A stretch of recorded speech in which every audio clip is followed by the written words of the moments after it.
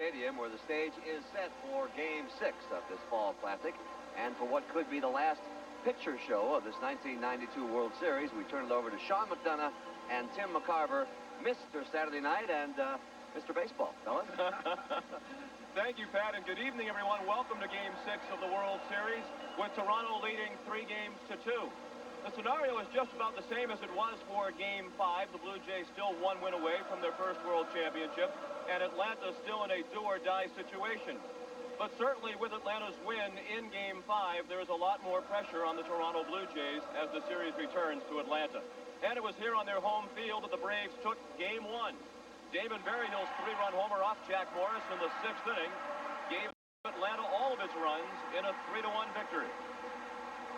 And in Game 2, Ed Sprague sprang off the bench to hit a 2-run pinch home run off of Jeff Reardon as Toronto wins 5-4. In Game 3 at Toronto, Candy Maldonado's bases-loaded single with 1 out in the 9th off Jeff Reardon knocked in the winning run. Roberto Alomar chopped his way home from third as Toronto prevailed 3-2 to take a 2-1 lead. And speaking of chopping, Devon White with a chopper through the left side to score Kelly Gruber in the 7th inning of Game 4. The decisive run as Toronto went up 3-1, a 2-1 victory. And in Game 5, with the Braves fighting to stay alive, Lonnie Smith's grand slam off Morris in the 5th had the Braves and their fans jumping for joy as Atlanta won 7-2 to send this series back to Atlanta. So tonight, Toronto has its second chance to wrap up the series, and they turn to David Cone. When they acquired him from the Mets in late August, it was with this game really in mind. They thought he was the man who could put them over the hump in their quest for their first world championship. And how did the Atlanta Braves beat him? They are patient at the plate and aggressive on the bases. Control problems for David Cone, and look for the Braves to run and run a lot. He'll be opposed tonight by Steve Avery, and here is ours, Jim Cox. Thanks, Sean. Steve Avery in Game 3 had probably the best curveball he's had in a long time. And the challenge when you face the same lineup 4 days later is if you don't have that same stuff, plan B. You might see him throw a few more changeups and fastballs. Blue Jays are good fastball hitters. As Tim said, David Cone tried to strike hitters out with the first pitch in his last start. You can't do that. He has to get him in no-ball, 2-strike counts. Then he can put him away with that splitter or slider, and that's when he dominates the game. Play ball, Sean. Thank you, Jim. Steve Avery getting ready to go to work against the Toronto lineup that has Devon White leading off in center field. Roberto Alomar at second base, batting third, and at first base again tonight, Joe Carter. The cleanup hitter, right fielder Dave Winfield. Candy Maldonado gets the start in left field. Kelly Gruber bats 6th at third base. The catcher is Pat Borders, batting 7th. The shortstop Manuel Lee hits 8th, and batting 9th, the pitcher David Cone. The defense for the Atlanta Braves. He did not start a League Championship Series game. This is his 4th start in the World Series. Deion Sanders in left field. Otis Nixon will be the center fielder, and David Justice the right fielder. Harry Pendleton on the infield at third. Jeff Blauser at shortstop. Mark Lemke will be the second baseman. Sid Bream the first baseman. And once again, Damon Berryhill behind the plate. It is another delightful night in the capital of Georgia, 67 degrees. The game time temperature, a light breeze out of the west, and the forecast is for clear skies throughout the night.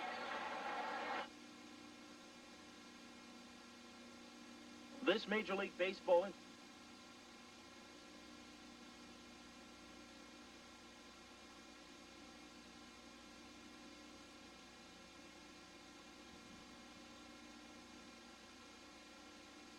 Another sellout crowd on hand, as you might expect, as Pat O'Brien told you. 5,000 Braves fans were at the airport at the wee small hours of the morning after Game 5 when the Braves returned at about 4 o'clock in the morning. And they're on the feet all over the ballpark as this one is about to begin. Game 6 of the 1992 World Series, and Devon White will get it started. He's 4 for 21. And here's the first pitch of the night from Steve Avery. Fastball high and away, and we're underway. White has 4 hits in the World Series, but 3 of them came in Game 4. Line Line to left. And it falls in for a hit in front of Deion Sanders. So Devon White takes the second pitch of the night into left, and he's aboard with nobody out in the top of the first. This game, more than any other game, matches two pitchers who have a very difficult time holding runners on. The home run ball has been prominent in the World Series up to now, but look for the running game in this game. Steve Avery, 42 stolen bases against him this year, the most of any National League pitcher, and David Cohn with 49 against him.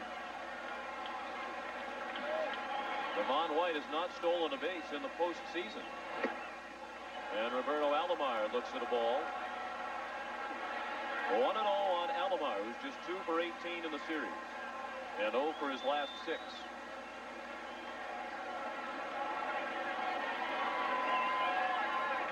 Avery to first. White stole 37 bases during the regular season, was only thrown out 4 times. But in the playoffs against Oakland, he was 0 for 4 in attempting to steal. And he has not attempted a stolen base in the World Series, in large part because he hasn't been on. He's off with this pitch. Berryhill's throw, much too late. And Devon White has his first stolen base of the postseason, and the Blue Jays 4th, without being caught in the World Series. That high leg kick by Steve Avery, allows Devon White a huge jump at first base, and Berryhill's throw, too late. No catcher will throw him out with that kind of jump.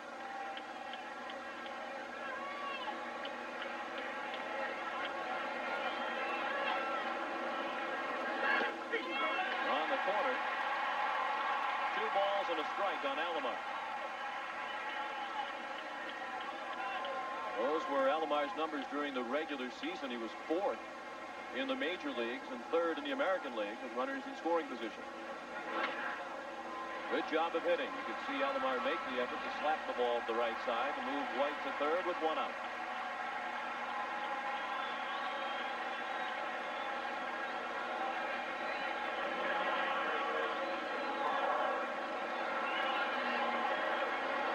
That'll bring up Joe Carter. He's 4 for 7 with 2 solo homers, one of those at the expense of Steve Avery in Game 3 at Skydome. The other was in Game 1 off Tom Glavine. The infield is in for Atlanta with White at 3rd and 1 out.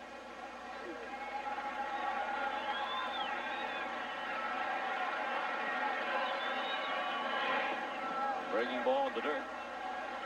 Blocked by Berryhill. I believe I might have said Carter's 4 for 7 in the series. He is, of course, 4 for 17. And a fine play by Damon Berryhill. You know, during this breaking ball, it looked like it hit the plate, or right next to the plate. And Berryhill with a nice block to save a run temporarily. And another nice play to keep White at 3rd.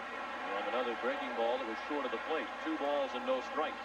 It seems that managers in postseason play are more aware of playing the infield in early in the ball game. You don't often see a guy like Cito Gaston or Bobby Cox play the infield in the first inning, but we've seen it time and time and time again in postseason play. As we said at the outset, this is still a do-or-die situation for Atlanta. They have to win this game or the season is over. The 2-0 pitch.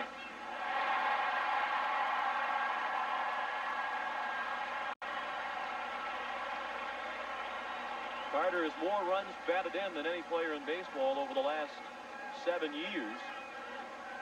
He only has 2 runs batted in this series, in large part because White and Alomar haven't been on base ahead of him. 3 balls and a strike.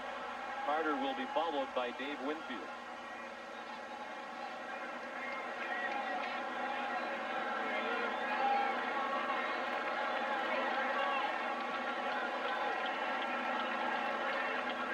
Now a 3-1 pitch. Line toward the gap in right center. Justice on the run. Can't play it. It's off his glove and behind him. White on to score. Carter into second, and the Blue Jays lead 1-0. I wonder if he lost that ball in the lights. It appeared that he was drawing a bead on it. And then at the last minute, something happened. See, I think he lost that ball in the lights. I believe the ball hit the end of his glove. And it's going to be scored a double for Joe Carter, but that ball should have, at least it could have been caught. I think he lost the ball in the lights.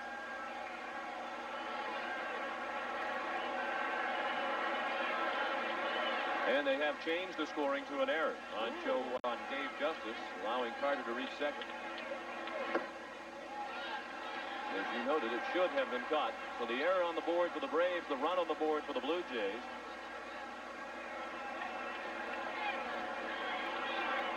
Justice had his problems from time to time during the regular season with 8 errors. Most of those errors, however, in fairness to David, came on throwing errors. A very strong throwing arm. His first error of the World Series. Carter not charged with a time at bat. He is given credit for a sacrifice fly and an RBI. And he reaches on the error. He's at second with 1 out. And Dave Winfield at the plate.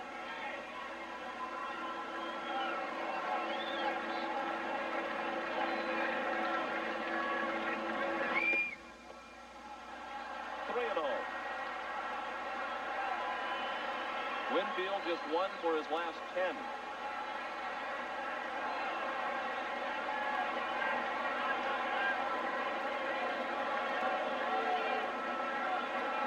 He has never had an extra base hit in the World Series. And he walks on 4 pitches. Not the worst thing that could have happened for Steve Avery with first base open, already behind in the count to Winfield. Now they set up the double play possibility. Carter at second, Winfield at first. 1 out, 1 run in the top of the first. Pitching coach Leo Mazzoni on his way to the mound, and already there is action in the Atlanta bullpen. Yeah, Avery falls behind Joe Carter 3-1, and then behind Dave Winfield 3-0. The early innings are not the times to pitch around hitters, and the reason is you see Pete Smith up and throwing for Atlanta. The reason for that is if you pitch around hitters in early innings and then you get the long ball, well, the big inning could get you out of the game. That's why with a guy on second, first base open in the 1st through the 5th inning, usually you go after the guy. But Avery hasn't done that to Carter or Winfield. He'll work next to Candy Maldonado. Maldonado only 1 for 13 in the World Series, but his 1 hit was the game-winning hit in the 9th inning of Game 3. Tito Gaston decided to go with Candy Maldonado tonight instead of John Olerud at first base, because Olerud did not have a very easy time when he faced Avery in Game 3.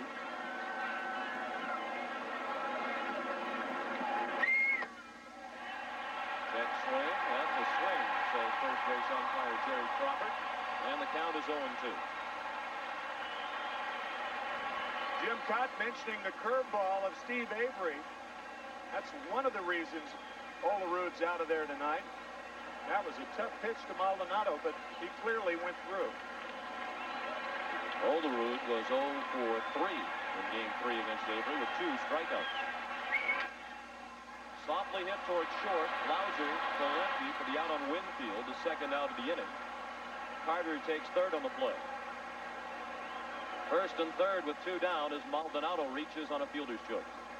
Fastball inside. Maldonado jammed, and Jeff Lauser and Lemke making sure of 1. Now the 6th batter of the first inning, Kelly Gruber, with Toronto leading 1-0. He's 1 for 15 in the World Series. His 1 hit, a home run off Steve Avery. You hear the boos for Gruber. That dates back to Game 2 when he caught the pop-up for the final out of the ball game and then did the tomahawk shot. And the fans roar with a bit more vigor as Gruber takes the called strike 1.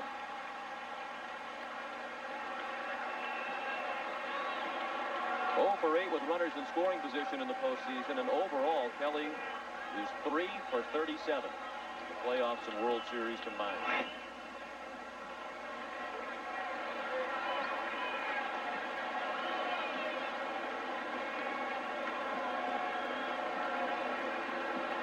Two wins for the championship for the Braves, 1 win for the Toronto Blue Jays, and they lead 1-0 as they bat on the top of the first.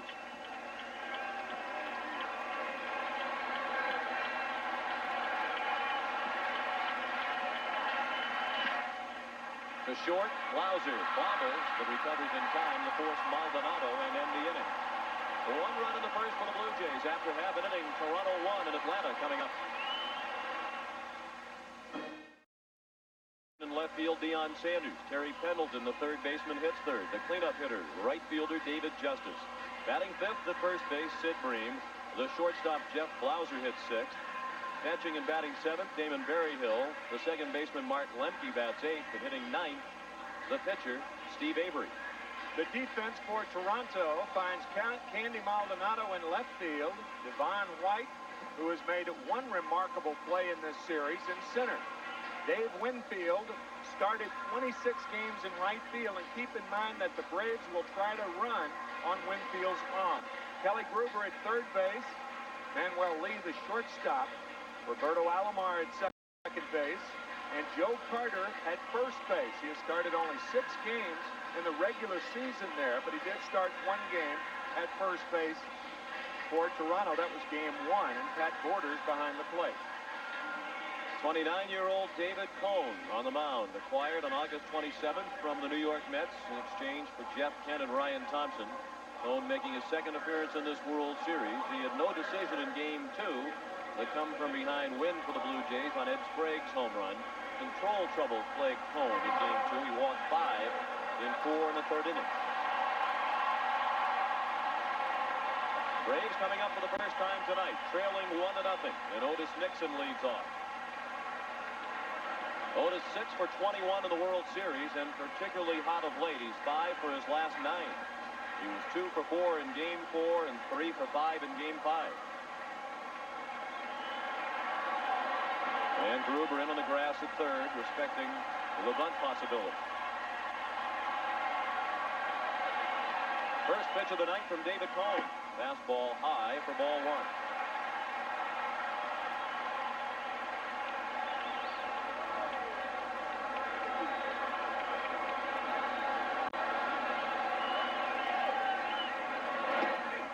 And a strike.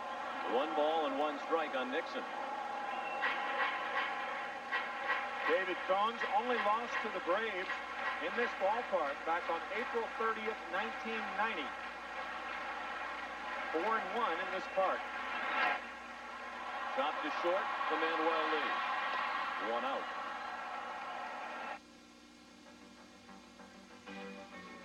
This game is brought to you in part by MasterCard, an official sponsor of Major League Baseball International. 2 and walked 5. It is very, very important for David Cone to throw strikes. He walked more this year than he ever has, 111 during the regular season. Deion Sanders hitting an even 500 in the World Series, 6 for 12.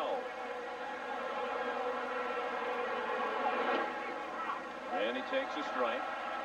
Deion got his first start in the World Series in game 2 because of his success against David Cone in the past. He went 1 for 3 against Cone in game 2 and is now 7 for 12 lifetime against him.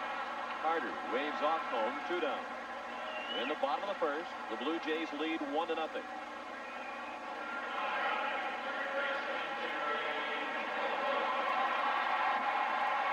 David Cone staying ahead of the hitters so far. He is a very predictable pitcher in that if he's throwing strikes early, usually he sails through the middle innings. That's a gauge of David Cone. That's why it's important for him to stay ahead early in the ballgame. Barry Pendleton looked at a strike over the outside part of the plate. He's 5 for 21 in the World Series. 2 of those hits came in the last game, game 5. 1 ball and 1 strike.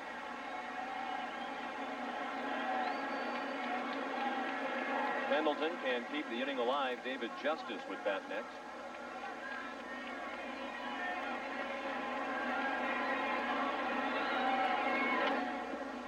One ball and 2 strikes.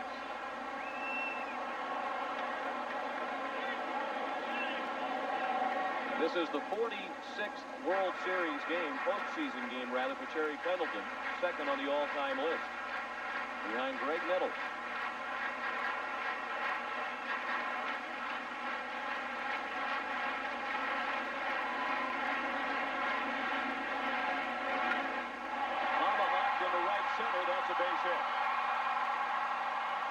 So the Braves have their first base runner with 2 outs in the bottom of the first.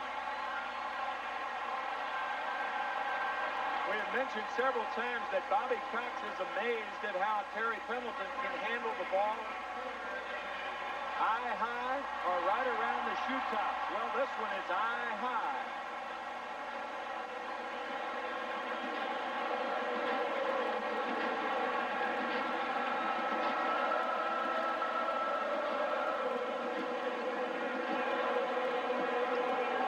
Now David Justice.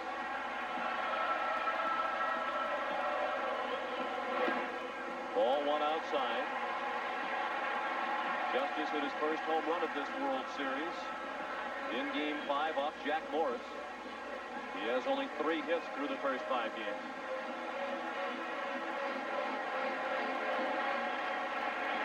Steve Avery allowed 1 earned run. It was an earned run charged to Avery in the top of the first, and now he's looking on as his teammates bat in the bottom of the first. 2 outs and a runner at first, and a fly ball in the shallow right center. Manuel Lee, the shortstop, who was shifted over to the right side of the infield, made the play to end the inning. After 1, in Game 6, the Blue Jays lead 1-0.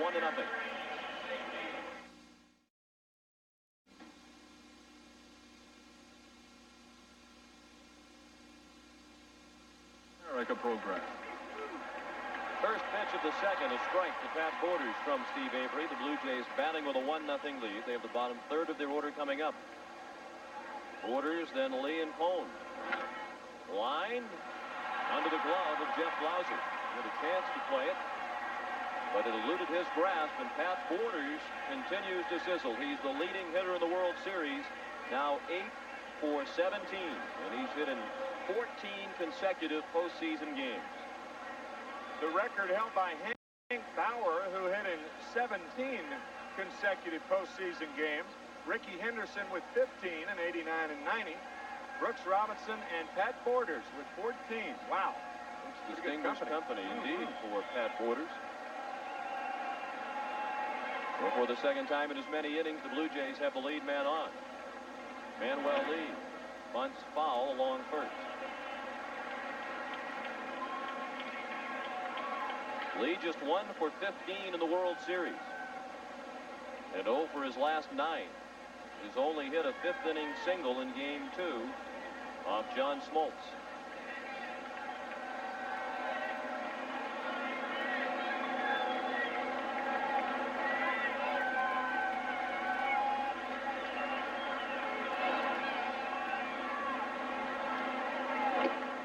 No sign of a bunt that time as Lee took a ball high and tight. Here's the announcement for the Coca-Cola Homers for America program, and we're pleased to announce that Coca-Cola will indeed send along a check for $20,000 as a result of the grand slam hit by Lonnie Smith in Game 5. And if there's another grand slam in this series, another $20,000 will go to the Homers for America program.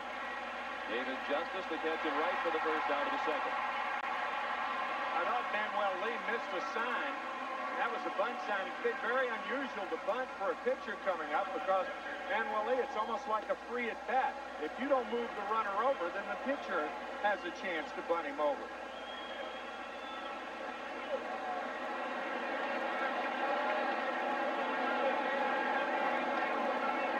He's hot. That's what 1 for 16 will do to you. David Cone, 2 for 2 at the plate in Game 2. During the regular season with the Mets, he had only 6 hits in 65 at-bats. Pretty good rip, but that one's out of play. I think we've got a sign that David Cone thinks of himself as a hitter, perhaps even first when he appeared at the press conference yesterday with batting gloves on each hand. He likes to hit. He had 2 hits in game number 2. He was 2 for 2 in that game. And Cito Gaston saying that he could let him hit away. Deion Sanders almost on the left field line in left field. That's the second and a double play ball. Empty booted it. Blauser still manages to turn it. 4-6-3, and that ends the inning. After an inning and a half in Atlanta, the Blue Jays won, and the Braves nothing. Outfield deep, round toward left, the infield overshifted. Here's the pitch. Swung on, noted. It's a long one. Deep to left center. Back for Josefino. Back. He makes a one-handed catch and gets Doctor, one of the trademark calls of the late, great Red Barber. Trailing 8-5 in that game. Joe DiMaggio appeared to be tying the game for the Yankees with a long drive to left, but it was pulled back by Al Giamprito in what was to be Giamprito's last major league game, as it turned out. Dodgers won that game 8-6 to tie the series at 3 games apiece, and the Yankees won the series 4-3. Frame begins the Atlanta second. The Braves trailing 1-0 as they come to bat against David Cone. Bream, Blauser, and Berryhill to bat in the second.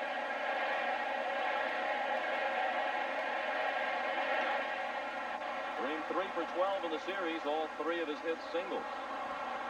Got off to a quick start in the postseason with a hot first couple of games of the playoffs against the Pirates, but he really hasn't made much noise since. He has never driven in a run in the World Series, this being his 12th game.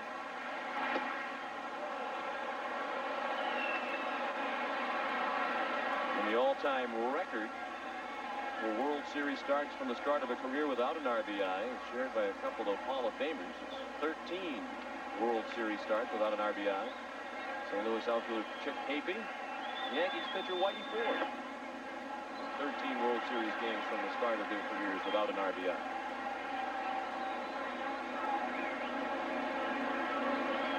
The ball and 2 strikes on Bream. 2 balls and 2 strikes. David Cone with a 2.83 earned run average this year, his best since 1988 when he was 20-3.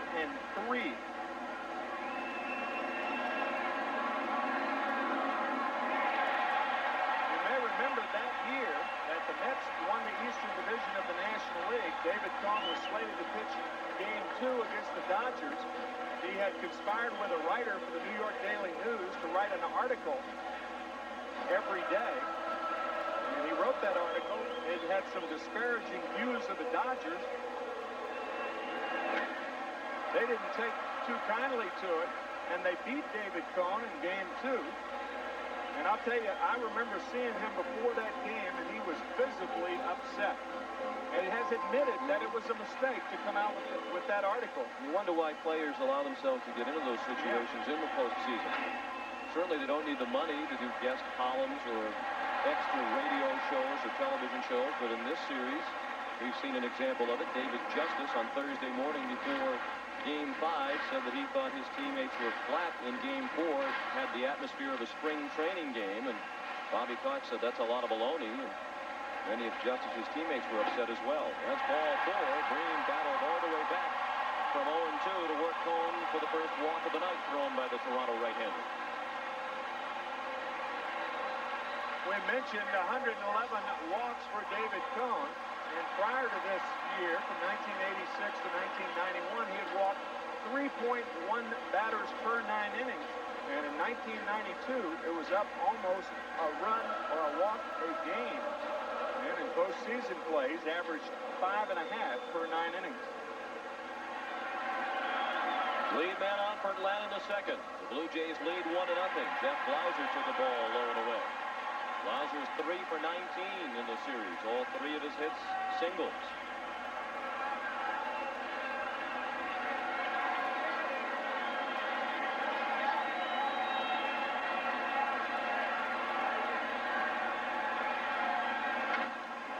High in the air and well hit toward the left field corner.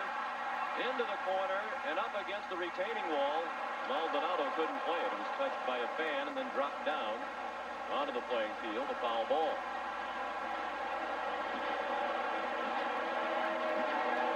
Blauser has just 1 hit in his last 12 at-bats with runners on base. He is awfully quick inside. He has very, very quick hands.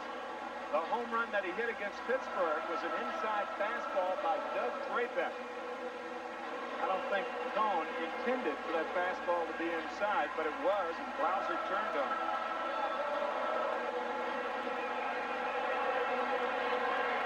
The 1-1 pitch. Line to left to hit. Charged by Maldonado.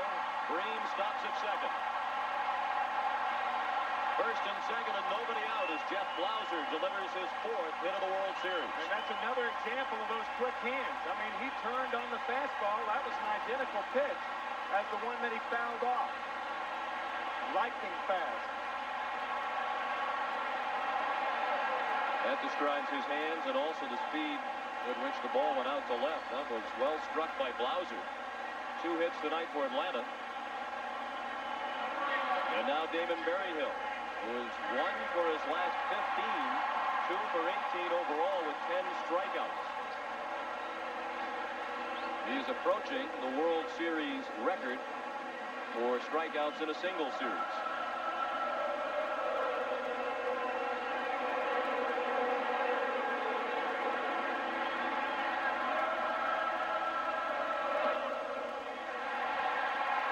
Interesting that Toronto, even with the bottom of the order up, has Gruber in at third and Carter in at first base. You have Lemke and Avery coming up. Now, Avery's a pretty good hitter.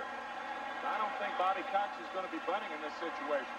Berryhill did not have a sacrifice bunt during the regular season, nor does he have one in the postseason. That's well hit to center field. Devon White spinning back to the warning track to make the catch. Bream tags and heads to third. Blauser remains at first. Berryhill hit it a long way, but to the deepest part of the ballpark. It's 4-0-2 to straightaway center. First and third with 1 down for Atlanta in the second. Damon Berryhill's first major league home run was off of David Cone, and he sends Devon White back to the middle of the warning track to make this catch. And you had a side view of Greg Olson rubbing his cast. We mentioned on our last broadcast that he had had that cast removed last Monday. That has been their lucky cast so far. Now Mark Lemke. 4 for 17 in the series, but he had 2 hits in Game 5. The tying run at third base with 1 out. 1-0 Toronto in the second. Sid Bream is the runner at third. Jeff Blauser at first.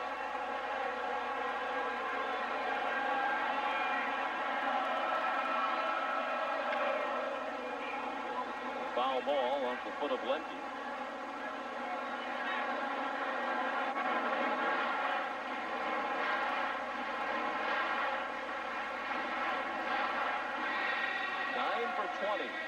In his career in the postseason with runners in scoring position is Mark Lemke.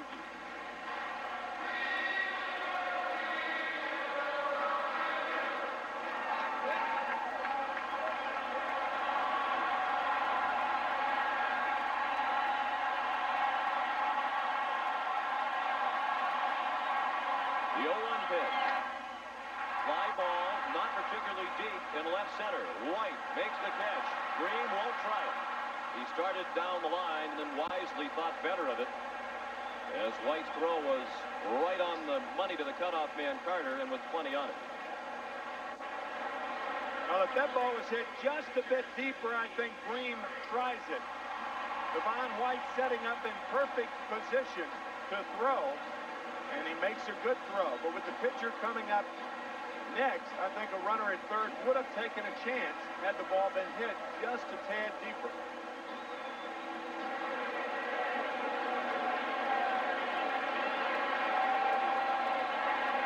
Now the pitcher Avery with first and third and 2 down. In the second, the Blue Jays lead 1-0. Pat Borders going through the signs about what the Blue Jays will do should Blauser take off for second base.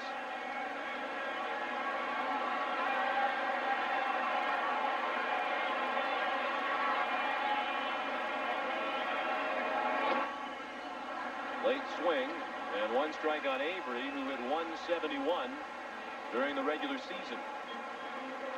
Not been to the plate in this World Series. His 1 start prior to tonight against Toronto was in Game 3 at the Sky Dome, where they used the DH.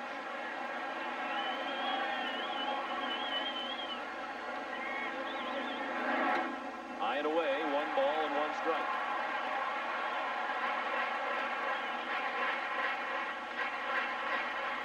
Avery's never had a hit against Cone.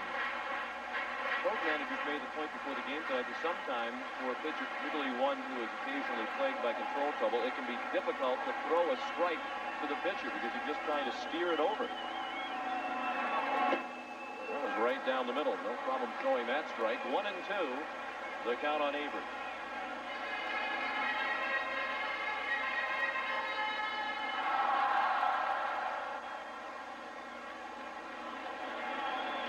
Cone with 12 wild pitches on the season, 17 last year. Louser takes off. Avery strikes out, and that ends the inning. The Braves threaten but do not score. And after 2, it's Toronto 1 and Atlanta nothing.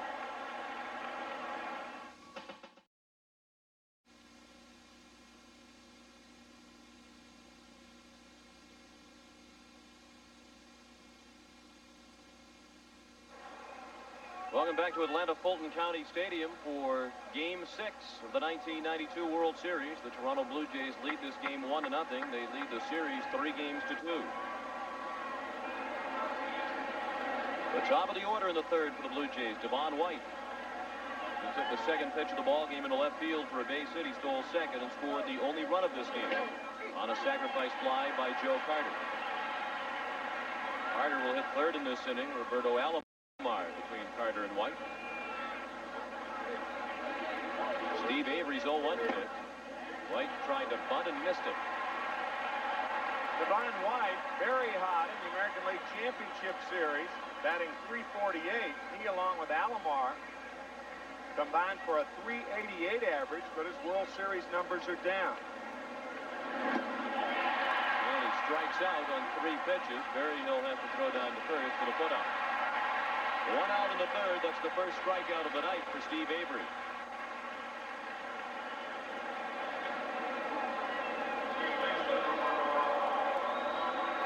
A curveball and a nice block by Berryhill. As White goes too far, the ball trickles out in front of home, and Berryhill throws him out.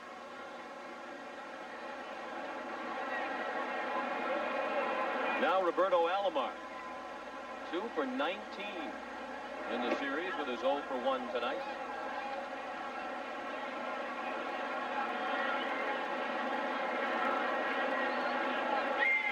Alomar has had particular trouble from the right side of the plate against the Braves left-handers. He's now 1 for 13, and he has been bothered by a sore left elbow and wrist. With his elbow sliding in the home on the play in Game 2 in which John Smoltz tagged him. Alomar appeared to be safe but was called out. He was also hit by a pitch on the wrist. He's sore. That's to right and toward the gap and in for a hit. Justice over to cut it off, holding Alomar to a long single. So Roberto breaks an 0 for 7 drought with a 1-out base hit here in the third.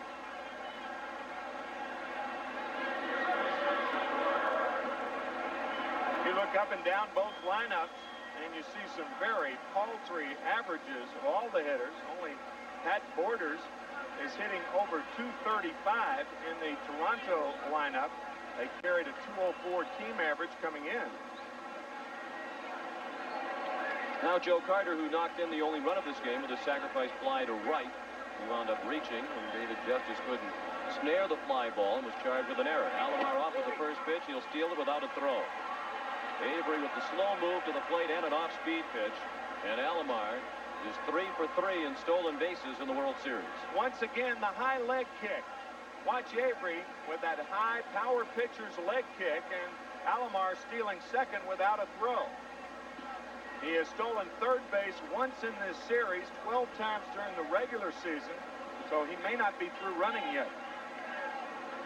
10 for 10 in his career in the postseason, 8 for 8 this year.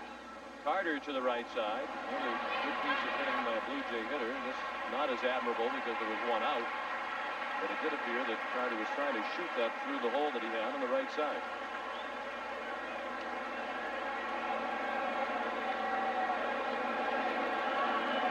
Alomar at third with 2 down for Dave Winfield, who walked his first time up.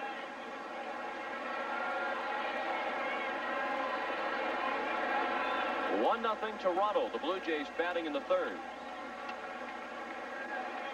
Toronto started the night hitting just .204 as a team through the first 5 games of the World Series. They already have 3 hits off Avery.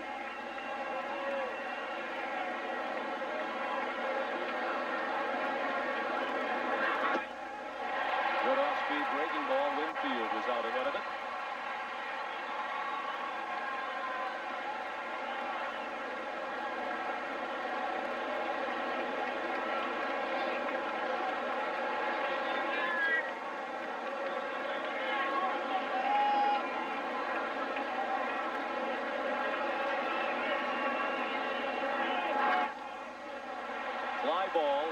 be handled with ease by Justice.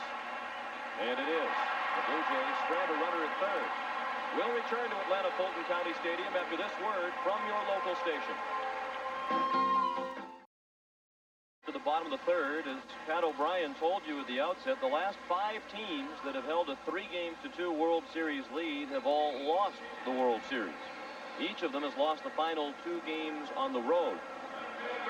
1982, St. Louis came back to defeat Milwaukee. In 1985, it was Kansas City over St. Louis. In 86, the Mets over Boston. In 87, Minnesota over St. Louis. And last year, Minnesota went home and won the final 2 to beat Atlanta. And at 2 a.m. tomorrow morning, we have to turn back the clock, and that's what the Braves want to do. Turn back the clock and do what Minnesota did to them last year, winning the final games at the Metrodome. Now Otis Nixon, the top of the order in the third for Atlanta. Nixon bounced his short his first time up. He slaps that one out of play. One fact working in the Blue Jays' favor as they try to overcome that recent history is that not once all year have the Blue Jays visited a city and left without winning at least 1 game there. They were not swept in any series this year during the regular season. They were the first team in 49 years to do that. And of course, they won 1 out of 2 in the first 2 games of the World Series here in Atlanta.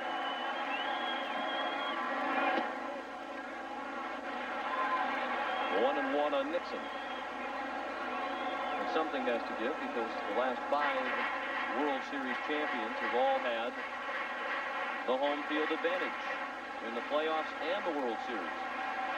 That honor this year belongs to the Atlanta Braves. 2 balls and a strike on Nixon, then Deion Sanders and Terry Pendleton. The Braves threatened but did not score last inning. They got the first 2 men on, but they stranded Bream and Blauser. When Otis Nixon leads off an inning for the Braves, he's their most important guy in the lineup. He's not with 2 outs and a runner in scoring position. Chopped up the middle, and Lee, nice play to his left for the first out of the inning.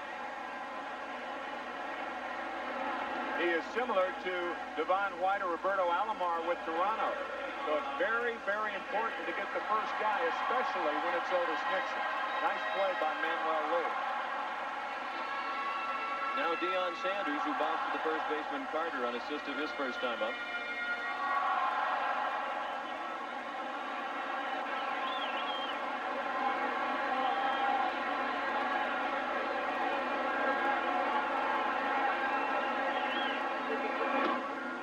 He swung at a ball out of the strike zone.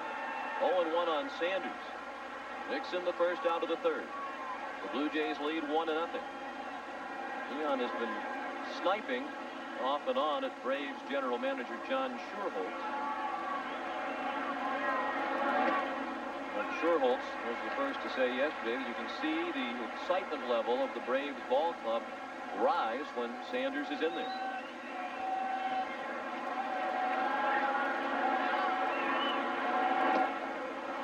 The 1-2.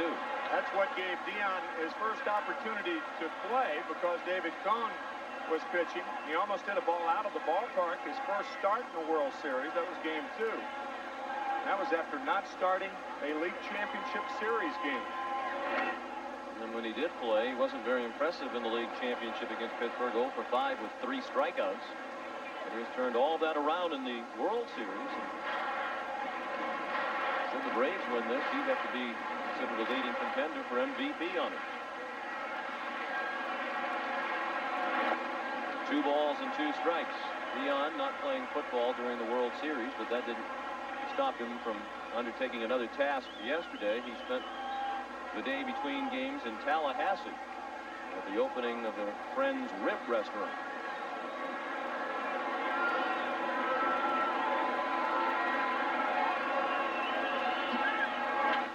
Well hit down the line off the glove of Joe Carter. That's a fair ball. There's a lot of room in foul ground. Sanders on his way to second, and that's as far as he'll get with 1 out.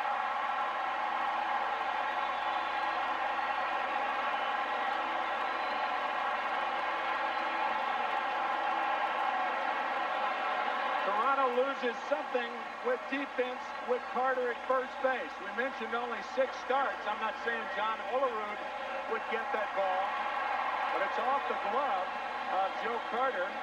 That hop coming up, hitting on the thumb of the first baseman's mitt, and a nice play by Alomar to retrieve it in time to hold Sanders to second base. It has been scored a double, the third Atlanta hit of the night. The hits are even at 3 apiece. Toronto leads 1-0 in the third. Terry Pendleton singled his first time up.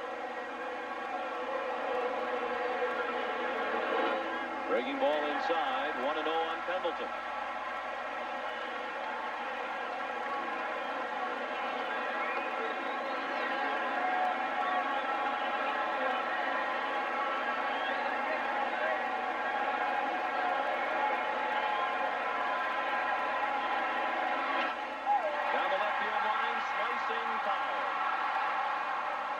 Fouled by more than a few feet.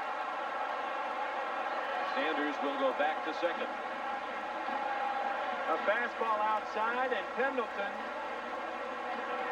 slicing it foul, about 3 feet.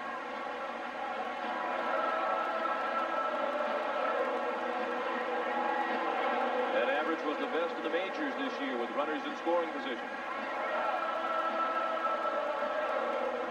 Knocked in 1 run in the World Series. To the line of Blue Jay fans, many of them here tonight, holding their trademark Jays.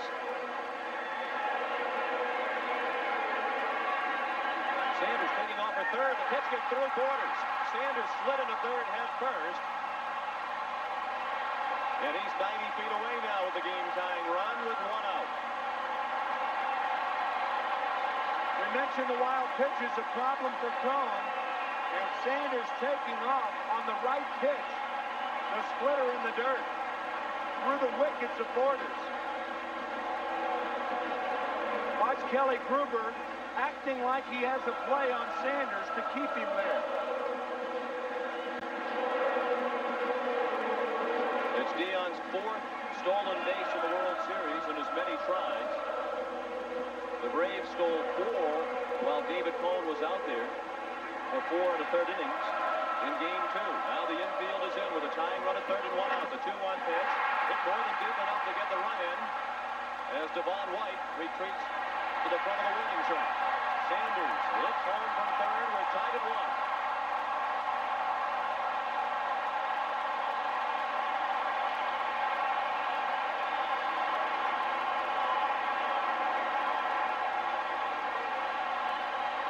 Engineered by Deion Sanders. He lopes home to tie it for the Braves.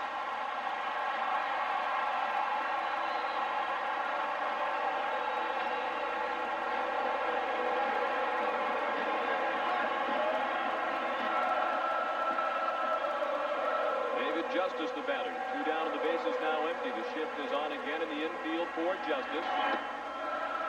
He looks at ball 1 low. Left is out in a pop-up for the shortstop, even though Manuel Lee fielded it in shallow right center field to end the first.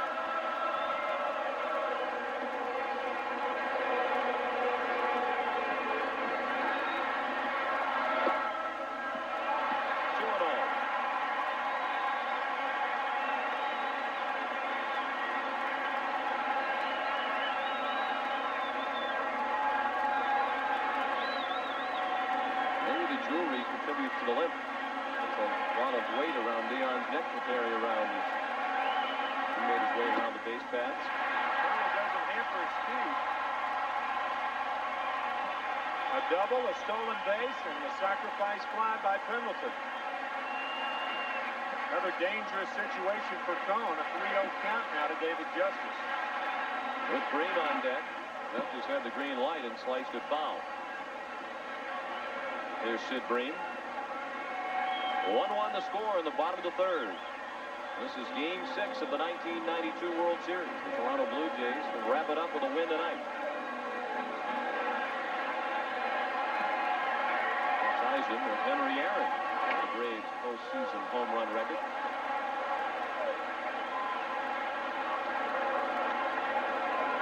Justice hit his 6th postseason home run in game 5 in his 26th postseason game. Aaron had 6 postseason homers in 17 games. 57, 58 before League Championship Series play in 1969 against the Mets. Cone has battled from 3-0 to 3-2, and the payoff pitch is a breaking ball that throws justice for the final out of the inning. Second strikeout of the night for Cone. The Braves with 1 run in the third to tie it. After 3, 1-1 the score.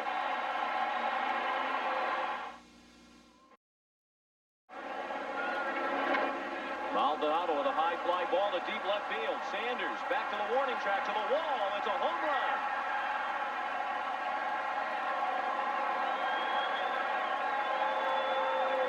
Just the second hit of the World Series for Candy Maldonado, but both have been big.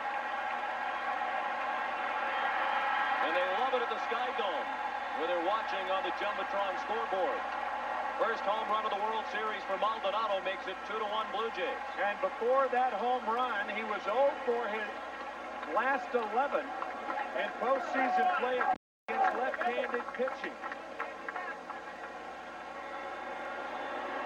That old saying in baseball, he doesn't get many hits, but they're all big ones, applies to Maldonado. And it has applied to the man at the plate as well in the postseason, Kelly Gruber. Maldonado's only other hit, as we mentioned earlier, the game-winning single in the 9th inning of Game 3 off Jeff Reardon that brought Roberto Alomar with the winning run. 2 for 15 in the series.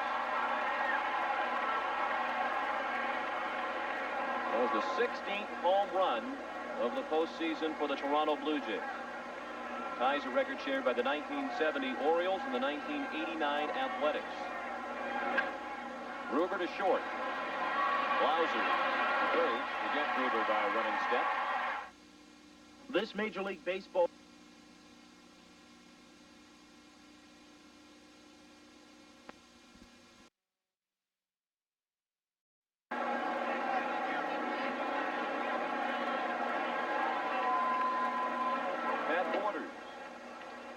looked at ball 1. He singled to left. His 8th hit of the World Series in the second.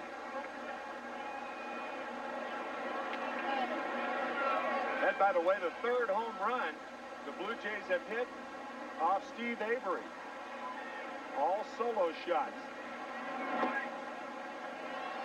And coming into the World Series, Avery had given up only 1 home run over his last 37 1/3 postseason innings. He's given up 3 in over 11 in this World Series. Home runs in Game 3 off Avery by Carter and Gruber, and despite the 2 long balls, Avery said after the game, "I pitched about as well as I can pitch." On the short end of a 2-1 score at the moment, down the line, Pendleton couldn't glove it. Borders rounds first. He'll try for 2. Sanders with the throw over the head of Lemke and backed up by Bream to keep Borders at second.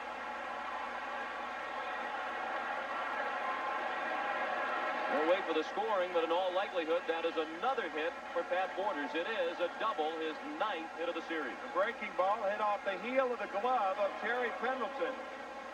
Well, the Atlanta Braves just cannot get Pat Borders out in this series. He is sizzling them. Indeed he is. Started his professional career as a first baseman and third baseman. But he didn't have the power to play those positions in the major leagues or the ability defensively. Thought he was going to get released in 1986 and went to Bobby Maddock of the Blue Jays organization and said, "I'd like to become a catcher." Good thing he did. He made 41 errors as a third baseman one year. That will drive you out of that position. Manuel Lee out on a fly ball to right in the second. Batting with Borders at second and 1 out here in the 4th. Toronto has reclaimed the lead on the home run by Maldonado here in the 4th. And unless you were Evelyn Wood, you probably didn't have a chance to digest the entire Budweiser game summary. The Atlanta run came in the 3rd. Deion Sanders doubled, stole 3rd, and scored on a sacrifice fly by Terry Pendleton.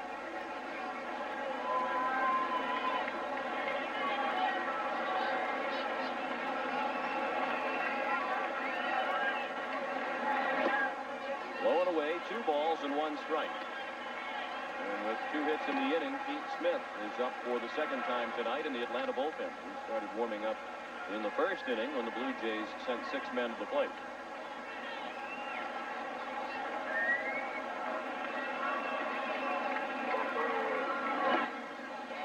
Ball missed. Lee ahead, 3 balls and a strike with the pitcher David Cohn waiting in the on-deck circle.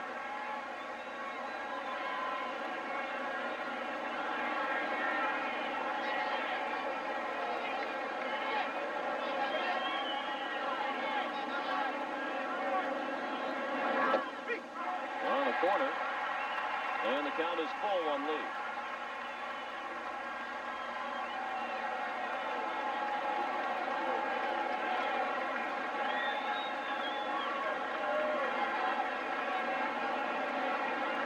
Borders at second, 1 out.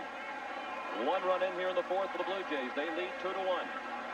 Payoff pitch to Lee. Check swing, strike 3, says John Shulock. And Lee is 0 for his last 11. That is a big strikeout right there. If Manuel Lee gets on, if he walks, then you have Cohn bunt them over. And Steve Avery is in a mess of trouble. Big pitch for Avery. Lee now 1 for his last 17. Those are his numbers for the entire series. You check other numbers from the sports world today. David Cohn laid off the breaking ball. Cohn bounced into a 4-6-3 twin killing. That ended the second.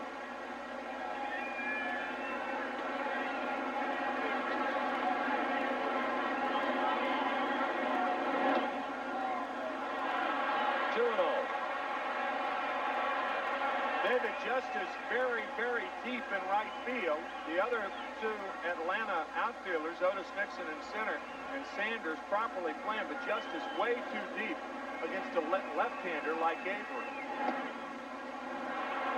We talked about the difficulty sometimes for pitchers to throw strikes to pitchers at the plate. And that's the problem confronting Avery at the moment. You saw how shallow Nixon and Sanders were in left and center. Going way over toward left. Sanders almost on the line. Cohn walks on 4 pitches.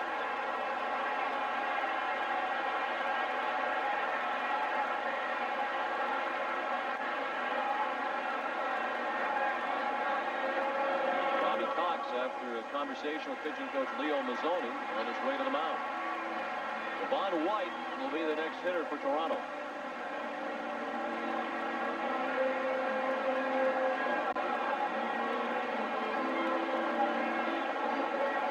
Bobby Cox doesn't go to the mound unless he's going to make a move. I think the first thing he said to Steve Avery, "Are you all right?" He may have noticed something. His delivery, a lot of managers will say that, "Are you all right?" It's very common, but it seemed like Cox asked Avery that in a little bit different manner then.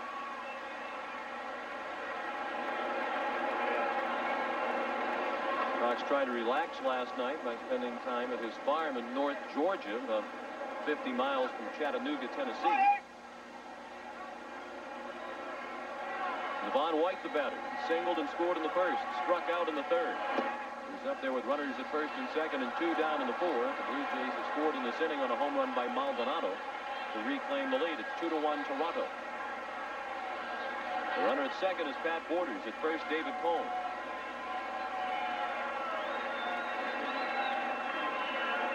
The 1-0 pitch. Line to left to hit. Sanders plays it. Borders being waved in. The throw to the plate, and he is out at home.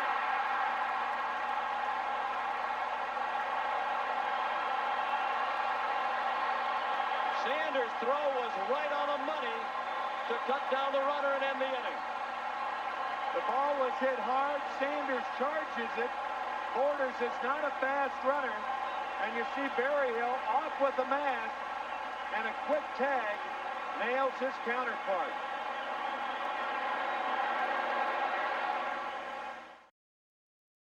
To spin Borders out of there. He never reached the plate.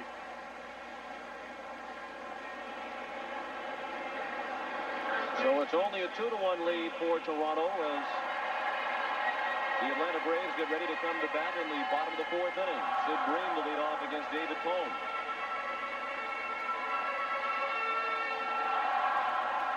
Bream walked his first time up. Jeff Blauser to follow, and then Damon Berryhill. Batters 5, 6, and 7 due for Atlanta.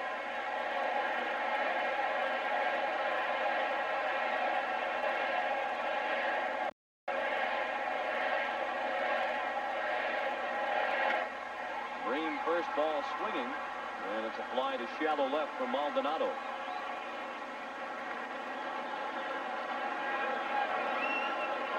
Tomorrow on the NFL Today, Terry on the grounding of the Eagles offense. Wesley on the Vikings' new fearsome Bison, plus the man who is the Cowboys back on top, Jimmy Johnson. That's all tomorrow at 12:30 Eastern on the NFL Today, the last word before kickoff. Washington at Minnesota, our feature game at 1 o'clock. And Jeff Blauser looked at a strike. He singled to left. Back in the second.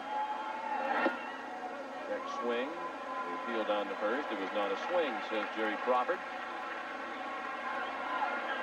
You may remember the last time up, David Cohn tried to come inside twice to Blauser. He has stayed away with the first. Great play by Alomar. One hop throw, bluffed by Carter for the out. Oh, man. What a play. Wow. In game 2, Alomar made a terrific play with a runner on second and 2 outs to save a run, and he saves a runner here. Well, that is just an absolutely brilliant play by Roberto Alomar. He won the Gold Glove last year. You can just about book it that he'll win it this year and many more times in his career. Damon Berryhill looked at a strike. He was out on the fly ball to center his first time up. He's now 2 for 19 in the series. 1 for his last 16. And as we mentioned during Damon's first at bat, he is approaching the most strikeouts by a player in a World Series. The record is 12, set by Willie Wilson in 1980. Willie Wilson made the last out in that World Series in the 6-game series. High fastball from Tug McGraw to give Philadelphia their only World Championship. And that's strikeout number 11 for Damon Berryhill. The Braves go in order in the 4th. After 4, the Blue Jays 2, and the Braves 1. This 12th inning home run in Game 6 of the 75 World Series. It gave the Red Sox the win and forced a Game 7. Game 7 that year, of course, won by Cincinnati. One young man who undoubtedly was devastated as he was growing up in suburban Boston at that time. About the result of that game, the new pitcher on the mound for the Atlanta Braves, Burlington, Massachusetts native Pete Smith. Pete's 7-0 for the Braves this year. And that's in the National League Championship Series. He did work 2 games against the Pirates. This is his first World Series appearance. Following 4 innings by Steve Avery. Roberto Alomar out in the bounding ball to second. He's 1 for 3. This game is brought to you in part by MasterCard, an official sponsor of Major League Baseball International.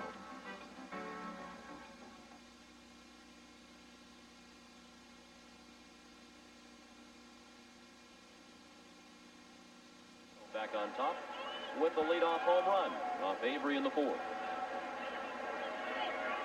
Interesting that Avery was yanked after 4 innings. The pitcher is scheduled to bat second when the Braves come up in the bottom of this, the 5th inning. I think Bobby Cox, with everybody available for the most part, all of his pitchers. That is a fair ball. Hot spin line drive down the left field line for Joe Carter. Sanders juggled it once on the bullpen mound, and it didn't matter. It was going to be a double all the way for Carter. His first hit of the night and 5th of the series. A breaking ball to Carter that he hammers down the left field line just fair. May have hit the line. Nope, just fair. About 4 inches.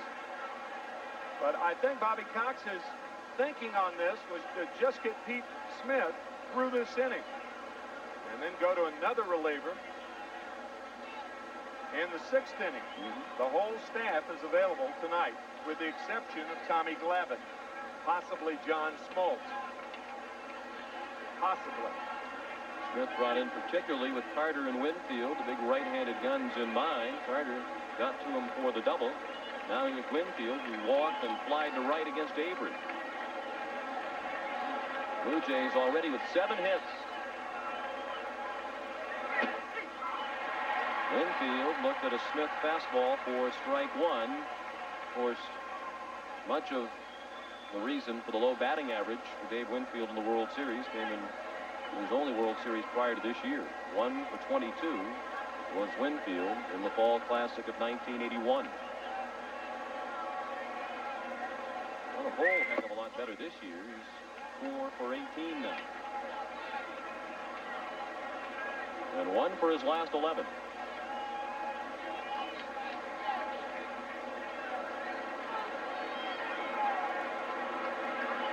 Doesn't that 1 for 7? It's just a 2-1 lead for Toronto. They could be much more comfortably ahead at the moment.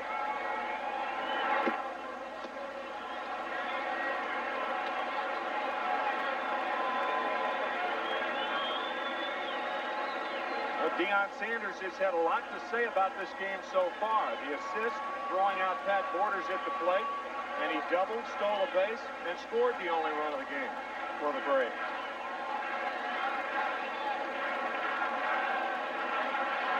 The 2-1 to Winfield. Dropped by Berryhill. It's a ball, 3-1.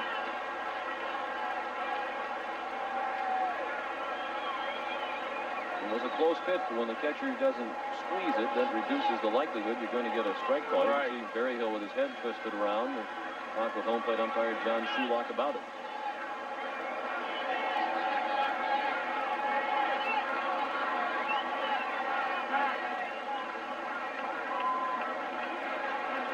Smith has thrown a couple of pitches to Winfield in this sequence when the second baseman Lemke was just about standing on second base, trying to keep Carter close. That time he stepped off as Lemke moved to the bag.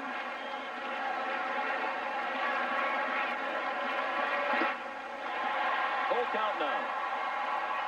There was another time right there. Mark Lemke going over.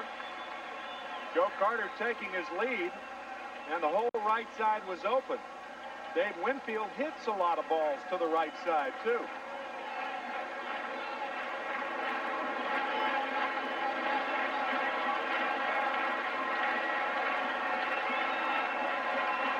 Now the payoff pitch. Wow, Winfield just got a piece of that one off the end of the bat.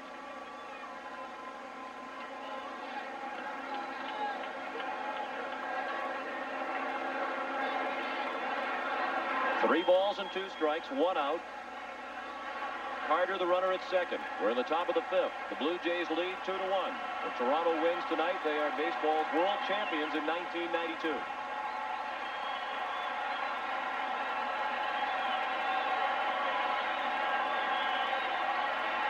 Carter taking off for third as Winfield sends it right back here.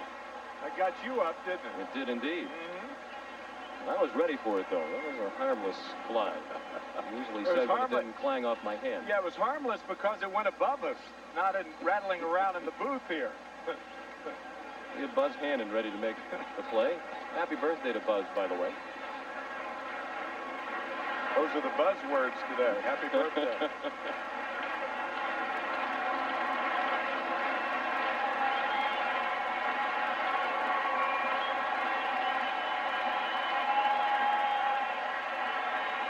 Now the payoff pitch again, lined into left center on the run. Nixon made the catch. Carter a long way toward third, but he'll get back. Nixon had to take a couple of steps to get his balance back after having the long run to make the nice running catch in the gap, when that appeared to be ticketed for Dave Winfield's first ever World Series extra base hit. We have had a chance to see 2 center fielders who are among the best in baseball. Otis Nixon covering a lot of ground to make that catch. Nixon, by the way, led all major league outfielders with averaging 3 putouts a game. Gives you an idea of how the Atlanta pitchers pitch also. A lot of fly ball pitchers. A lot of guys who throw high fastballs, and it's very difficult to put the ball in play on the ground against the Atlanta staff. Very difficult to catch the ball. Sandy Maldonado hit his last time up. It was back into the bleachers in left field. And it was the difference in the ball game. At the moment it is. The leadoff home run by Maldonado in the fourth broke a 1-1 tie, made it 2-1 Toronto. It's still 2-1 with Maldonado at the plate in the fifth. Carter at second and 2 down.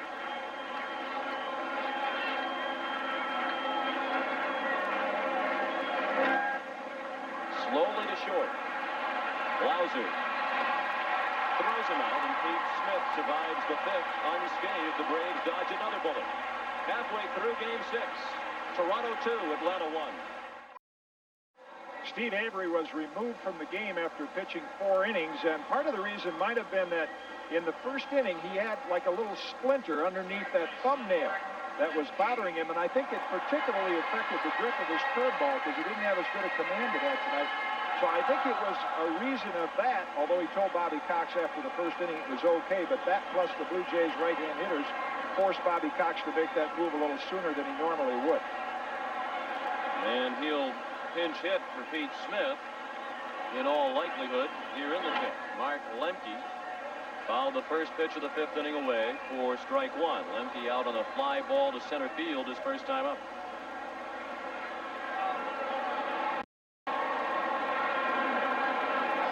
Pete Smith is in the on-deck circle at the moment, but during the break between innings, we saw Lonnie Smith with a bat in his hand. Otis Nixon will bat third here in the fifth inning. The Blue Jays lead 2-1. They've out-hit Atlanta 7-3. Bobby Cox is thinking about a pinch hitter. I don't think he'll use Lonnie Smith here in the fifth unless Lemke's on base. With 1 out and nobody on, I don't think you want your best pinch hitter hitting in that situation. 2 balls and a strike on Lemke. There is action in the Atlanta bullpen. Charlie Leibrandt is warming up, so if they do hit for Pete Smith, Leibrandt will be the Atlanta pitcher when we go to the 6th inning. The last couple haven't been close from Cone. 3 balls and a strike.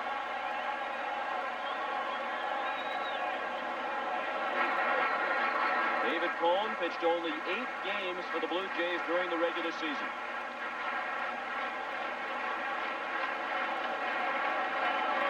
His 3-1 pitch. Here's ball 4. Well, now because it's a bunting situation, they're not going to hit for Pete Smith.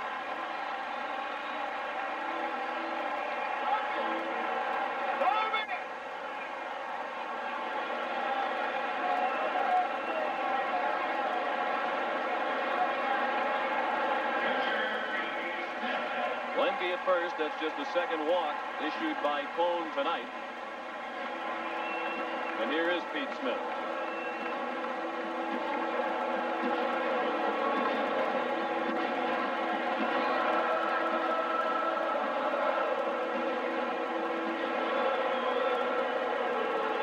Pete Smith is not a good hitter. He is 1 for 26 during the regular season. He's sacrificed 3 times. Gruber is almost on top of him. Smith took a fastball for a strike.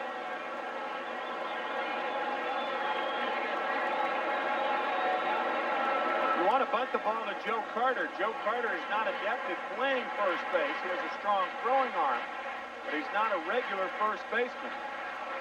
So if you bunt the ball, you want to bunt it to first. Plus, Kelly Gruber, the third baseman, is about 40 feet away.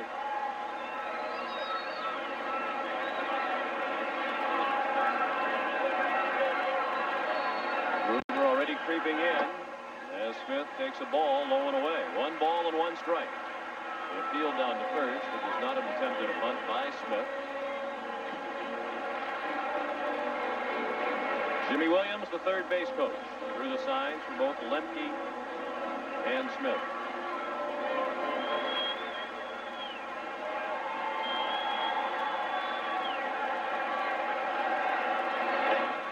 Bunted foul. Now it's 1-2.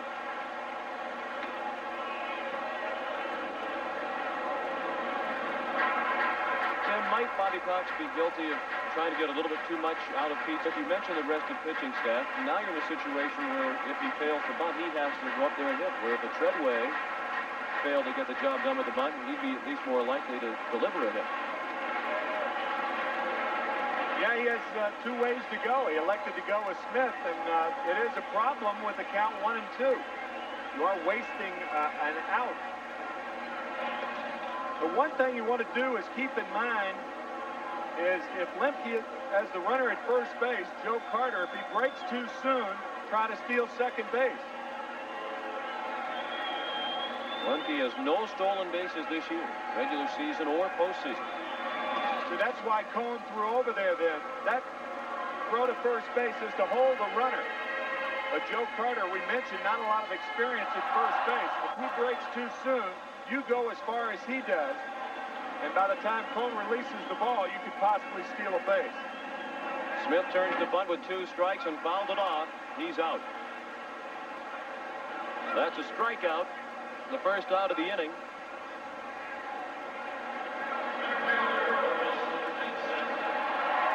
And the bullpen is silent, so Pete Smith will go back out to pitch in the 6th inning. Bobby Cox had other options available to him. Decided, because it was a bunt situation with Lemke to leave that on, to let Smith bunt him over. He couldn't get the job done. Now the runner is at first with 1 out for Otis Nixon, who has twice bounced to short. Well, there's some things in baseball that are blatantly wrong. I can't see where that's blatantly wrong one way or the other. It's up to Pete Smith to get the bunt down. You gotta execute. Nixon slaps it foul.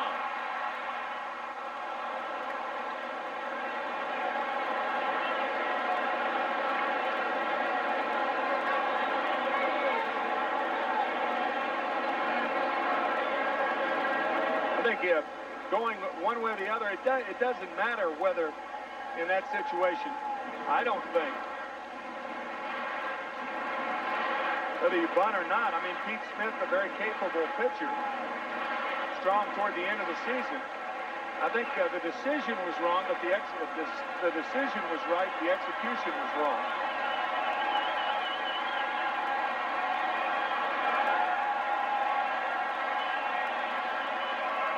The 0-1 to Nixon.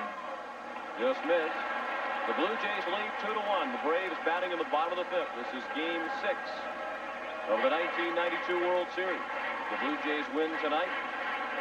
They are the world champions. The Braves win. Game 7 is tomorrow night here at Atlanta Fulton County Stadium. Quick throw. Lemke just back ahead of the tag from Carter.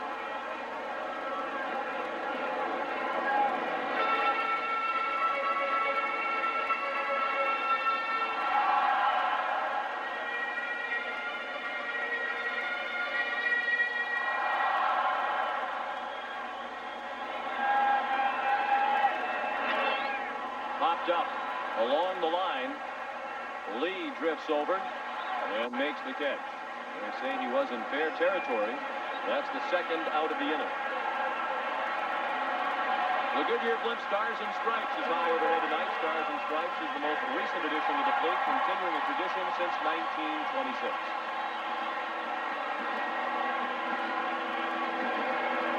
Sean McDonough with Tim McCarver, Jim Cott, and Pat O'Brien. Delighted to have you with us from Atlanta Fulton County Stadium.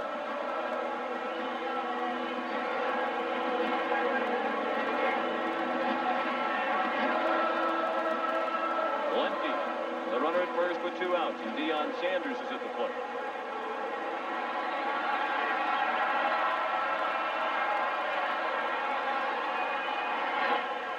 Certainly playing Sanders to pull in the infield. Roberto Alomar, the second baseman, can almost shake hands with Joe Carter, and he's on the edge of the outfield grass.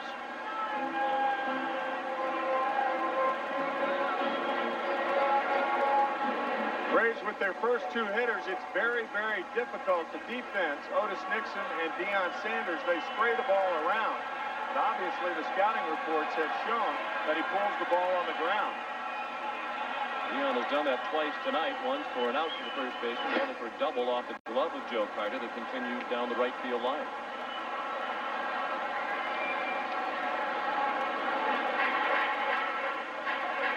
Cone ahead of Sanders 0-2. He's thrown 71 pitches tonight, and a bit better ratio balls for strikes tonight than for David in Game 2 of the World Series. And he threw 46 balls and 47 strikes. Well, he walked 5 in that outing, over 4 in the 3rd inning. David Cohn had a start this year with the New York Mets where he threw 166 pitches. His next start, he threw 133. 300 pitches, right about 300 pitches in 2 starts, leading the major leagues in strikeouts for the 3rd consecutive year.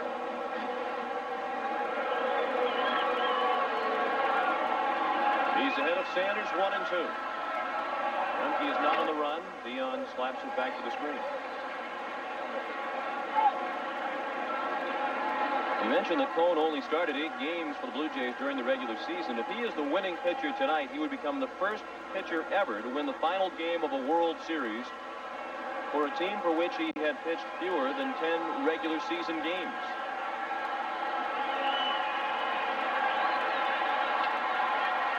Rent-a-pitcher indeed. David has called himself the rent-a-pitcher, the hired gun.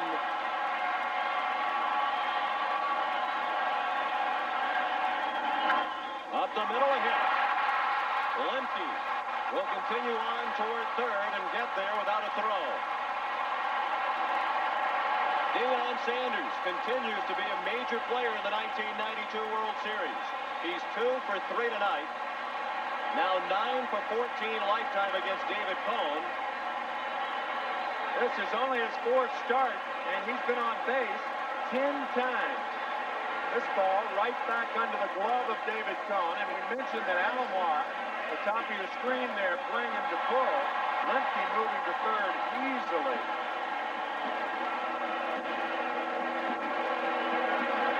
That sign is true. They can't get Dion out. 2 for 3 tonight is Dion. He's 8 for 15 in the World Series.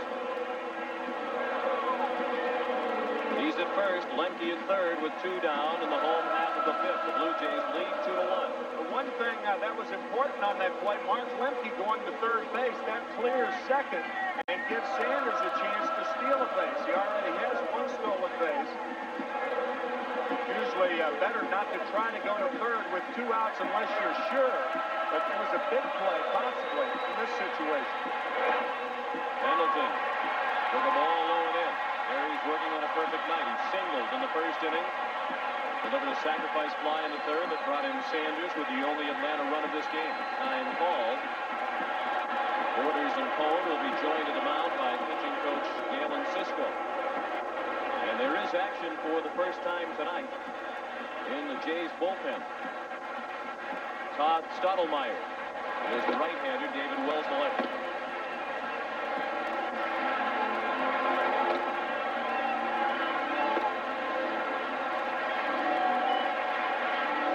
Gaston, at some point tonight, you might have noticed the Band-Aid on his finger. You saw the Band-Aid on Avery's thumb. Gaston, along with all of the players, coaches, and managers on each side, has had to sign 100 dozen baseballs over the course of this World Series. He said he wanted to sign as many as he could tonight because he doesn't plan on being back here tomorrow night to sign any more.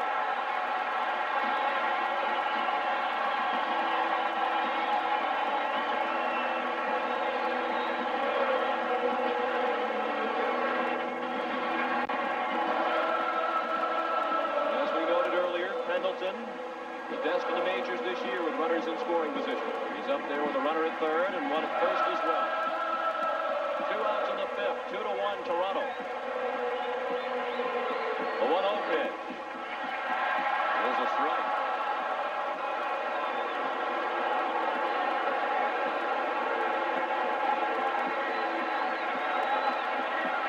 Coneheads, but they waved and discussed at that call. You think that the Coneheads would be cheering for David Cohn, but they seemed upset that it was called a strike.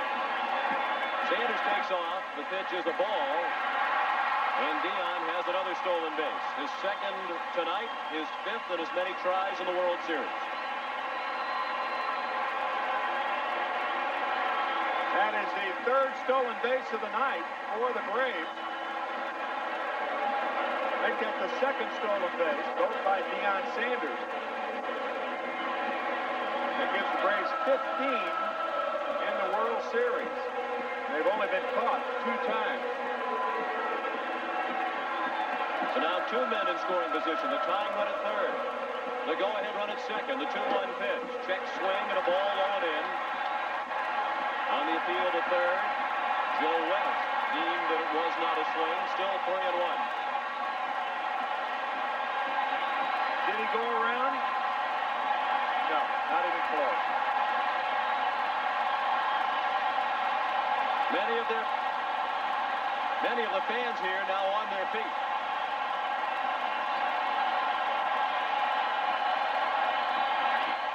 As Pendleton bounces one foul past Pat Corrales in the first base coach's box, it's a full count.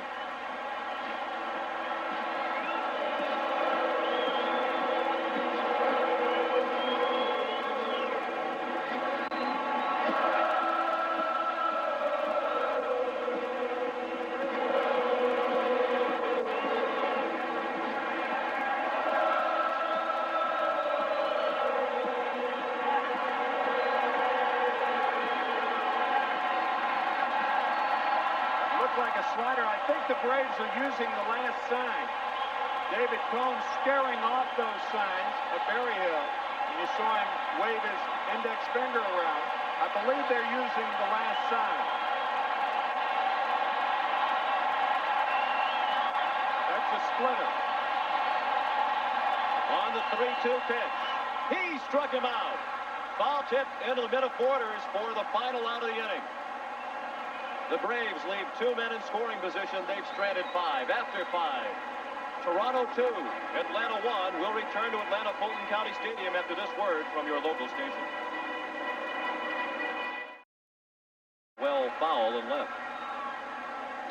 It's really been a game of missed opportunity for each side. The Toronto Blue Jays have stranded 6 base runners through 5 innings. They've had a man thrown out at the plate. They've hit into a double play. And the Atlanta Braves just left 2 more in scoring position. They've left 5 on base in all tonight. Of course, you need the 2-out base hit. I think the big scoring opportunity for Atlanta was the second inning. That's when Green led off of the walk. Blauser led off of the base hit. Runners at first and second. They plated no one.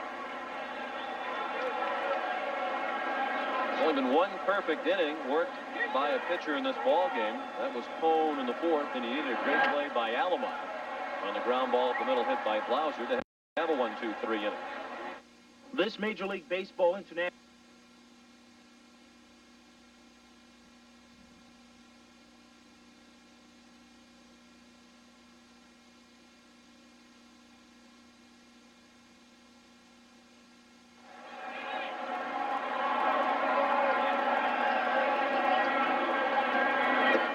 That's low. Certainly times have changed over the last couple of years for the Atlanta Braves. So much so that Pete Smith recalls when he made his Major League debut here at Atlanta Fulton County Stadium in 1987, there were 2,400 people in the stands. That's well hit down the left field line, but Sanders has room at the 3:30 mark in the corner. Gruber now 0 for 3 tonight, 1 for 18 in the series. He's the first out of the 6th inning.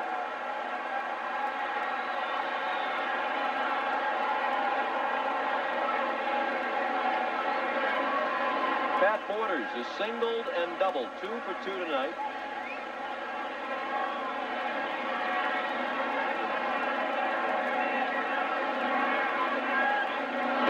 It's particularly impressive what Borders has been able to do in this series, given that the men around him haven't hit at all. Kelly Gruber and Manuel Leah combined 2 for 35. Borders is between the two. Also, when you consider the fact that Borders caught 137 games this year, the most of any catcher in the American League. Smith has jumped ahead of him, 1 ball and 2 strikes. 1 out, 6th inning, 2-1 Toronto in Game 6 of the World Series. Blue Jays lead the best-of-7 series 3-2.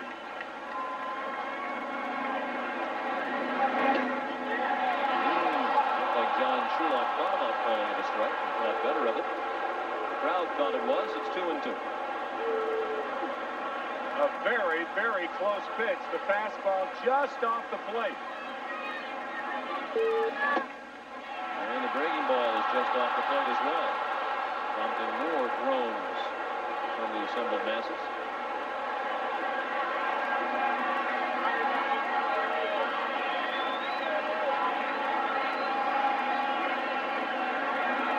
the 3-2 pitch. Fastball, popped it up. Bream and Berryhill with room. It's Bream for the second out.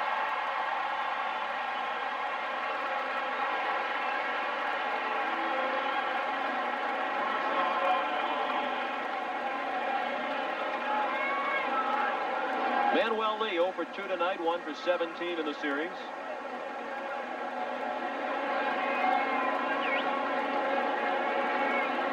Fly to right in the second. Looked at a called third strike in the fourth. He's facing Pete Smith for the first time tonight.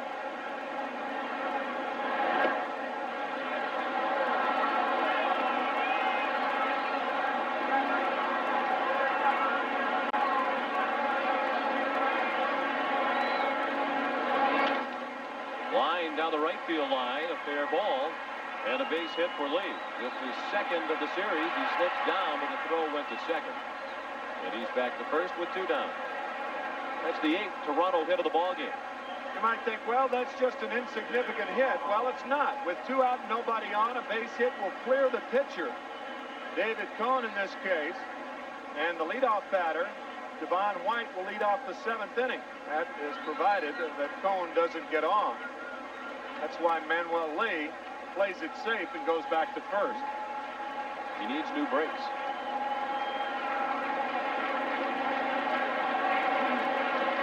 David Cone bounced into a double play in the second, walked in the fourth.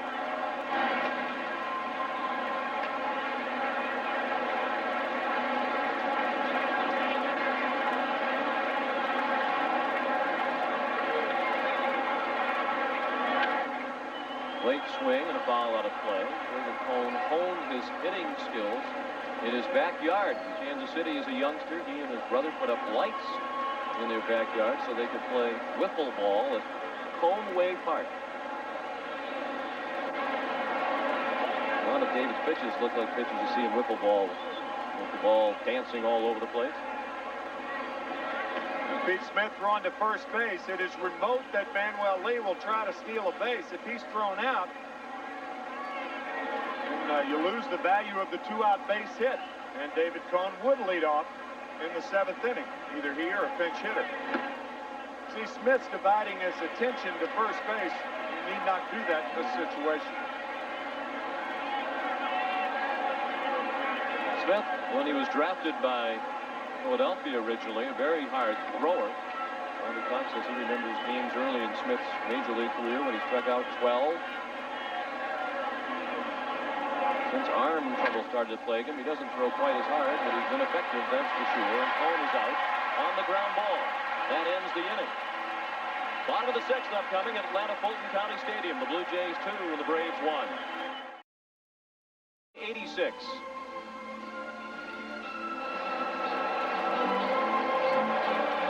Little roller up along first. Behind the man. It gets through Buckner.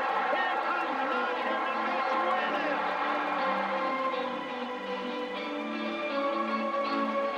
Mookie Wilson with the ground ball through the legs of Bill Buckner, allowing Ray Knight to score. As the Mets came from behind to win Game 6, forcing a Game 7, which New York also won. In that inning, 2 outs and nobody on, and the Mets trailing by 2 runs. And remarkably, they won it. David Justice, over 2 tonight. He has popped to short and struck out, facing David Cone, who's gone all the way for Toronto. Cone pitching with a 2-1 lead in the bottom of the 6th. Justice, then Bream and Blauser. It is 4, 5, and 6 coming up for Atlanta. Braves have had at least 1 base runner in every inning except the 4th. They've only scored once, and that was in the 3rd.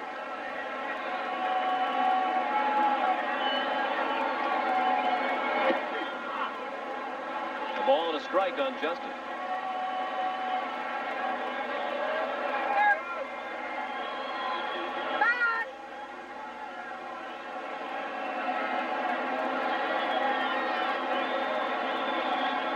The infield shift is on as Justice looks at ball 2. Manuel Lee, the shortstop, once again pulled over to the right side of the infield. They haven't done that every time Justice has come up in the series, just about every time. Not against the left-hander David Wells. But a good time to do it here. Carter on the line at first base.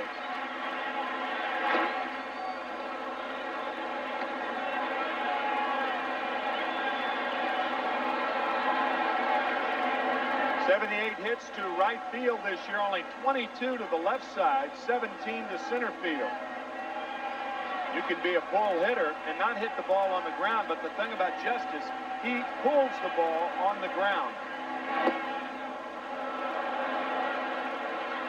Borders points at the base umpires at the slightest flinch by the hitter. That time, Justice moved ever so slightly, and Borders was pointing down to third. And Sheila chose to ignore it.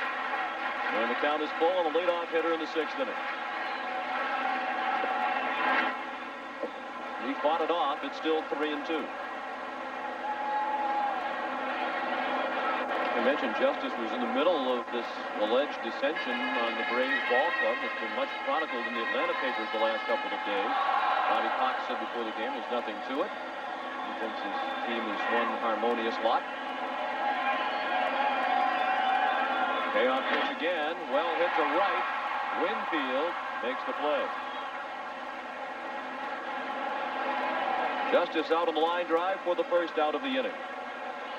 This copyrighted telecast is presented by authority of Major League Baseball and may not be reproduced or retransmitted in any form without the express written consent of Major League Baseball.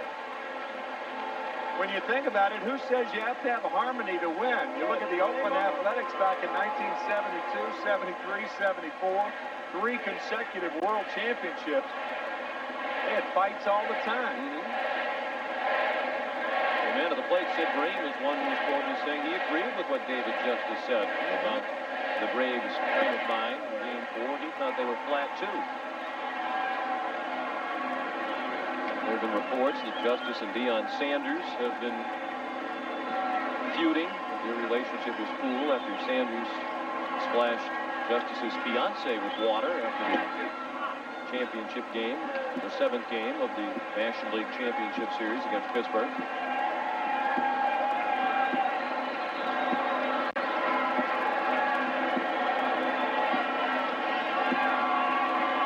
Cohn's 1-1 pitch to Bream. Inside, 2 balls and a strike. Sid has walked and fly to left tonight.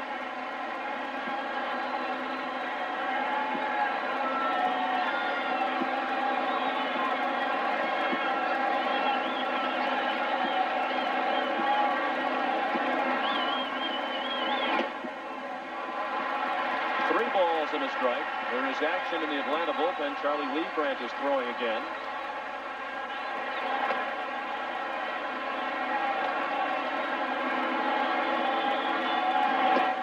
And Bream walks.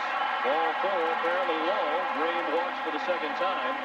Cohn has had much better control tonight. And that's only the 3rd free pass that he has issued.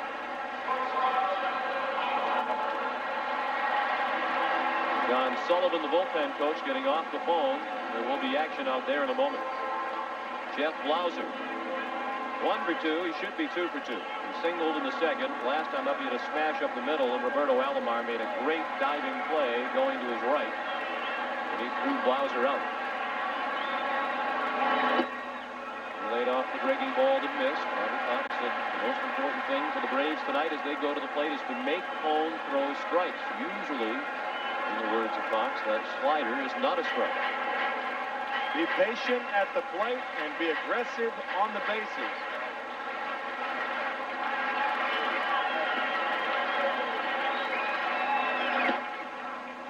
There is a strike. 1-1 the count. The action in the Toronto bullpen is the duo that was up earlier, the right-hander Todd Stottlemyre and the lefty David Wells.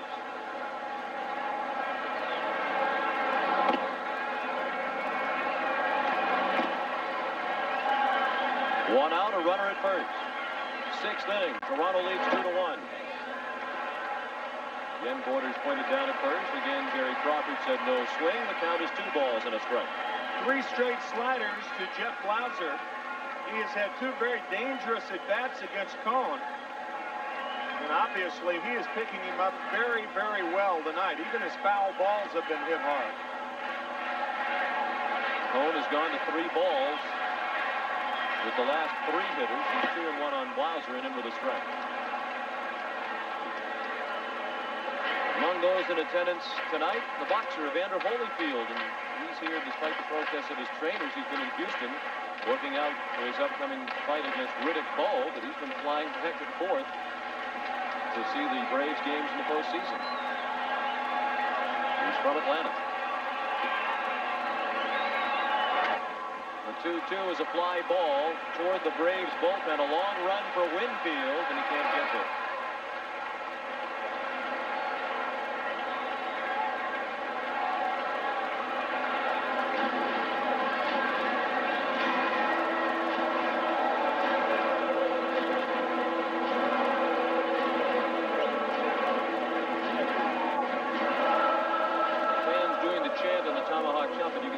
Half-heartedly, his anxiety is starting to set in. The reality that the Braves loss tonight ends the season, makes Toronto the world champion.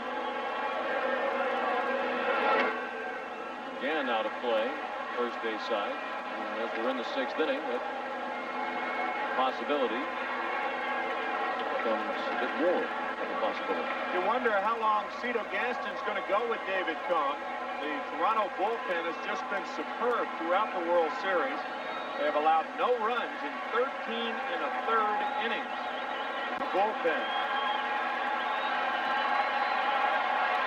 This will be pitch number 98 of the night from David Cone. He struck him out with the off-speed pitch. Blauser out in front of it for the 2nd out of the inning. 6 strikeouts tonight for David Cone.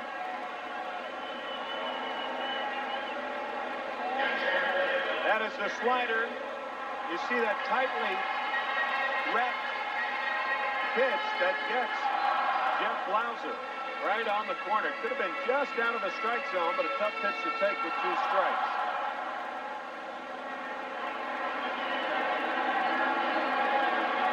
Two outs in the 6th inning. 2-1 Toronto. Sid Bream aboard at first for Damon Berryhill.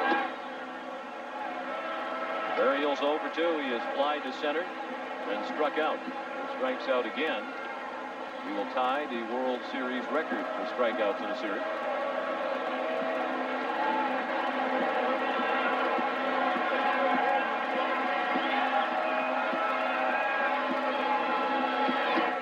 Big swing and a miss. 1-1.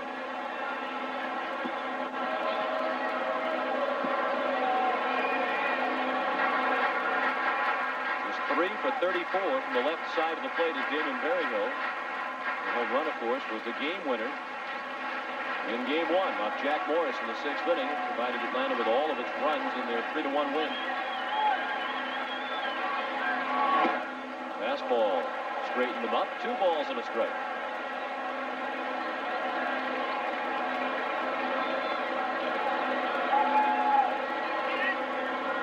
This could well be David Cone's last game in a Toronto Blue Jays uniform. He's a free agent at the end of the year. And a lot of speculation that he might go back to New York as a member of the Yankees and enjoy his playing time in New York. Enjoyed the city. Berryhill with a pop-up. Lee out. Maldonado in. It's Lee making the play. That certainly caused an anxious moment or two for folks throughout Canada. Lee head to the 7th. Still 2-1 Toronto.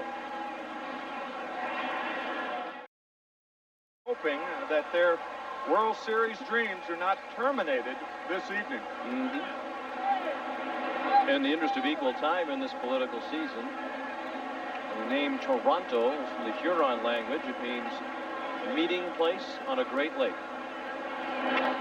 Devon White to right field, and David Justice. 1 pitch and 1 out for Pete Smith in the top of the 7th.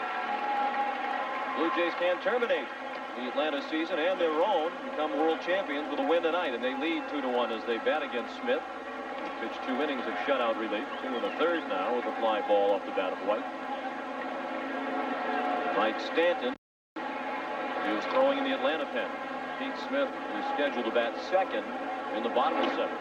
Lemke will lead off, then the pitcher, then Nixon. Alomar 1 for 3, a single to right in the 3rd. He stole 2nd in that inning. In the hole, Blauser. Fine effort, but he had no chance to get Alomar. He's 2 for 4 tonight. He came into the night 2 for 18. And he has equaled his hit total in this one game. Blauser shading Alomar up toward the middle. And Alomar bouncing one. And once it takes that high hop that Blauser fielded, no chance to get Alomar. And he will be running here. It's a matter of what pitch. He already has one stolen base on the evening.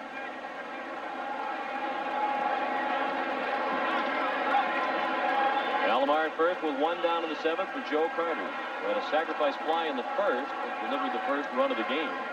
He bounced to second in the third inning, doubled down the left field line off Pete Smith in the fifth.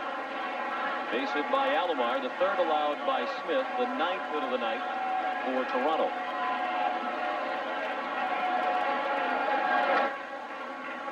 Make a play, Tim. We've already discussed that. Yes, we have. We mentioned Steve Avery earlier with that power leg kick. Pete Smith throws hard without that powerful left leg going up. He has a slide step toward home plate. So he is more difficult to run on than a guy like Steve Avery.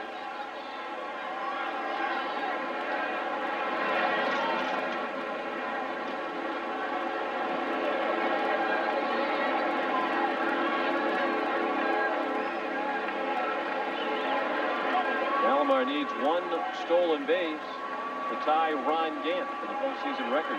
Most steals without being caught. He's going for it, but the pitch was fouled away.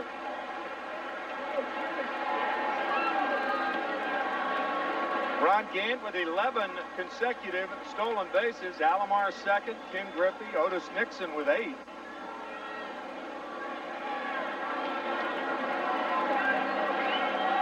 Stolen bases have certainly been a major part of this postseason. Ron Gant has not seen much playing time of late. He's been the odd man out with Sanders playing. Gant's been upset about his lack of playing time.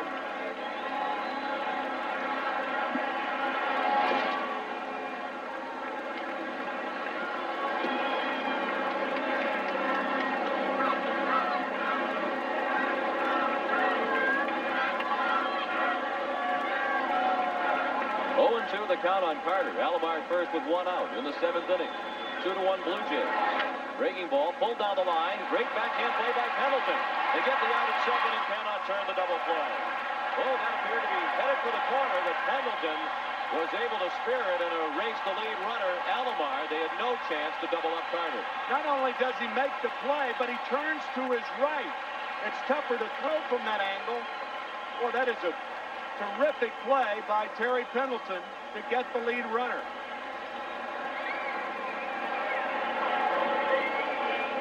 You can see from this play why he is a three-time Gold Glover.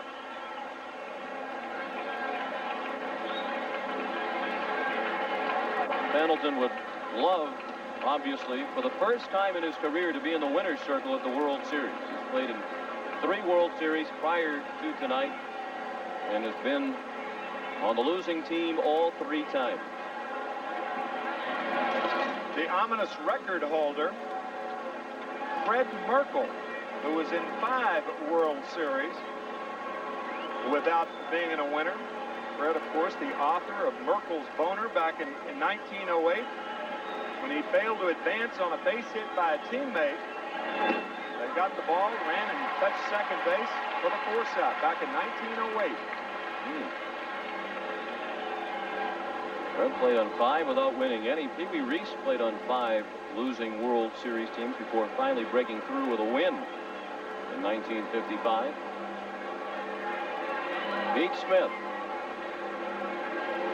working to Dave Winfield with a count of 0-1.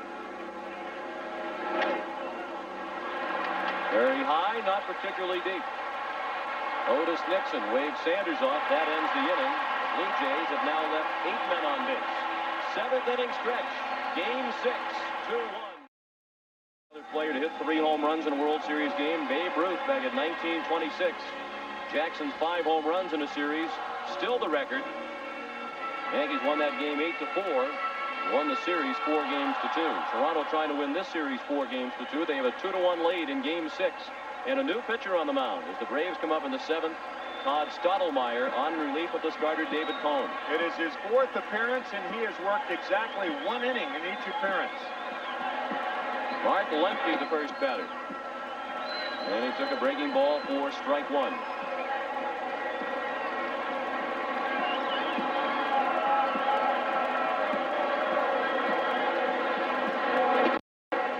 And a fastball for strike 2. Lemke 0 for 1 with a walk his last time up against Cone. Jeff Treadway has moved into the on-deck circle to bat for the pitcher, Pete Smith.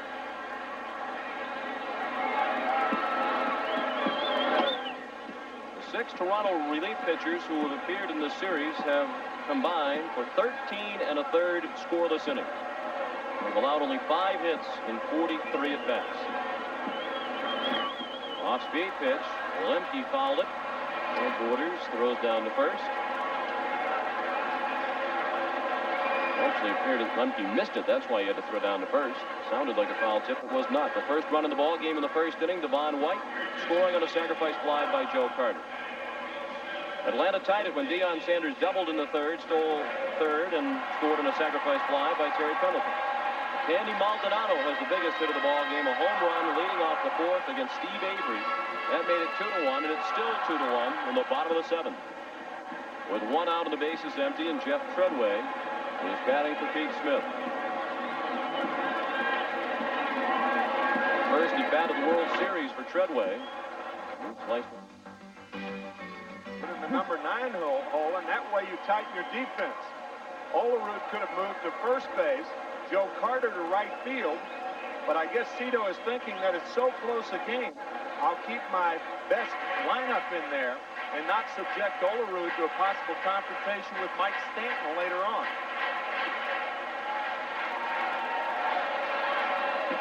Stottlemyre's 0-2. Well hit, but played on a hop by Alomar. 2 down.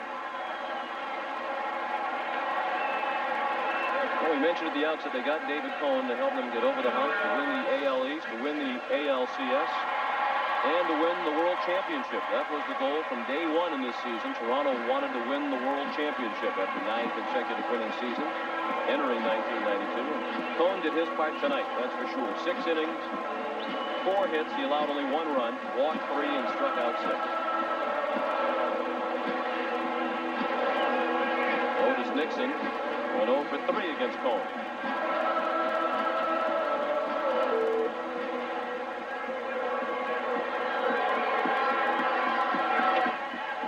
Otis so bunt had to go leaping out of the way. Fastball inside. Normally a 2-out, nobody on bunt is a bad play. But if you have as many stolen bases as Nixon does, you can turn a bunt single into a double. That's why it's a good play for a guy like Nixon.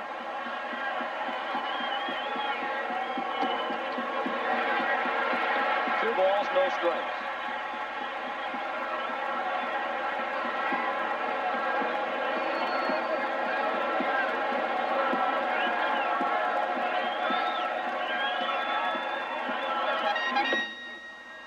And Nixon looks at a strike, 2-1. Action again in the Toronto bullpen. The lefty David Wells continues to throw, and he has been joined by Dwayne Ward.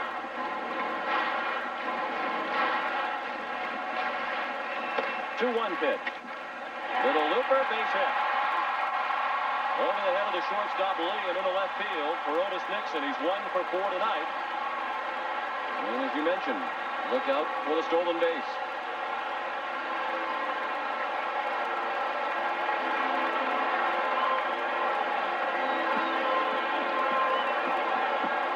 Cito Gaston on his way to the mound. May see the left-hander here to try to get Deion Sanders out of the game. Not only that, it could make it more difficult for Nixon to steal off the left-hander. That's what he's going to do. David Wells summoned with 2 down in the bottom of the 7th. A runner at first will be back. Going 13 1/3 scoreless innings. The Braves have not scored against a Toronto reliever, and Ron Gann will try to put an end to that. Remember, an inside hitter. David Wells with a good slider, a good overhand fastball. Ron Gann loves the ball from the inside of the plate. Sanders finishes the night having gone 2 for 3 with a single, a double, 2 stolen bases. And he scored the only run on the board for Atlanta to this point. Otis Nixon, the runner at first base, with 2 down in the 7th. Wells the slide step and a fastball on the corner for strike 1 to Gant.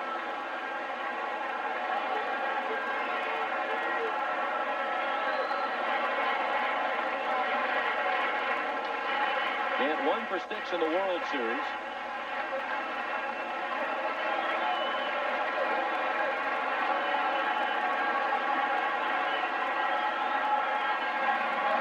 Nixon back to first. Gant had his problems at the plate in the League Championship Series as well. He hit just 182. Going 4 for 22. One of those hits was the memorable grand slam in Game 2 off Bob Waugh.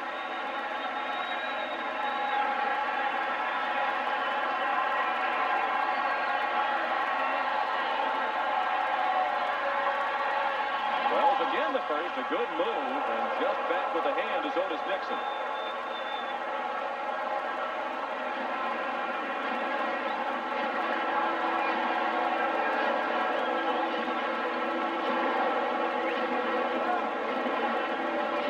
That includes 5 for 5 in the World Series for Otis Nixon.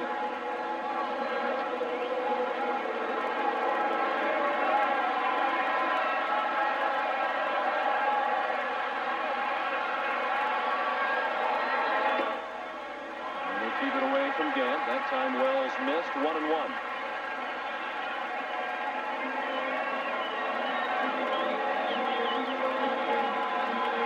Kelly Gruber is on the line at third base to protect against the extra base hit. It makes a lot of sense. A left-hander, right-handed pull hitter.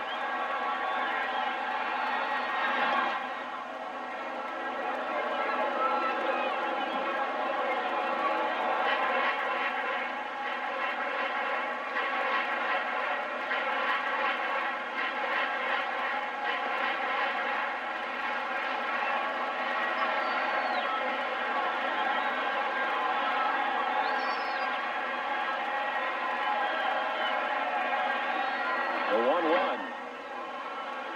Appeared to be out of the strike zone. Gant fouled it off. 1 ball and 2 strikes. 25 hits to right field this year after only 9 hits to right field last year. That's 34 hits in 2 years to the right side of the ballpark for Ron Gant. Gant had a disappointing regular season. He had been a 30-30 man with 30 home runs and 30 stolen bases in both 1990 and 1991. This year he only hit 17 home runs.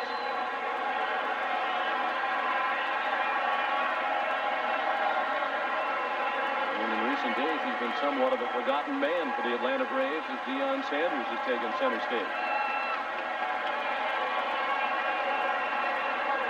2-1 Toronto in the bottom of the 7th. 2 outs, Nixon at first. He is running. Gant took a ball. Borders throw. Got him!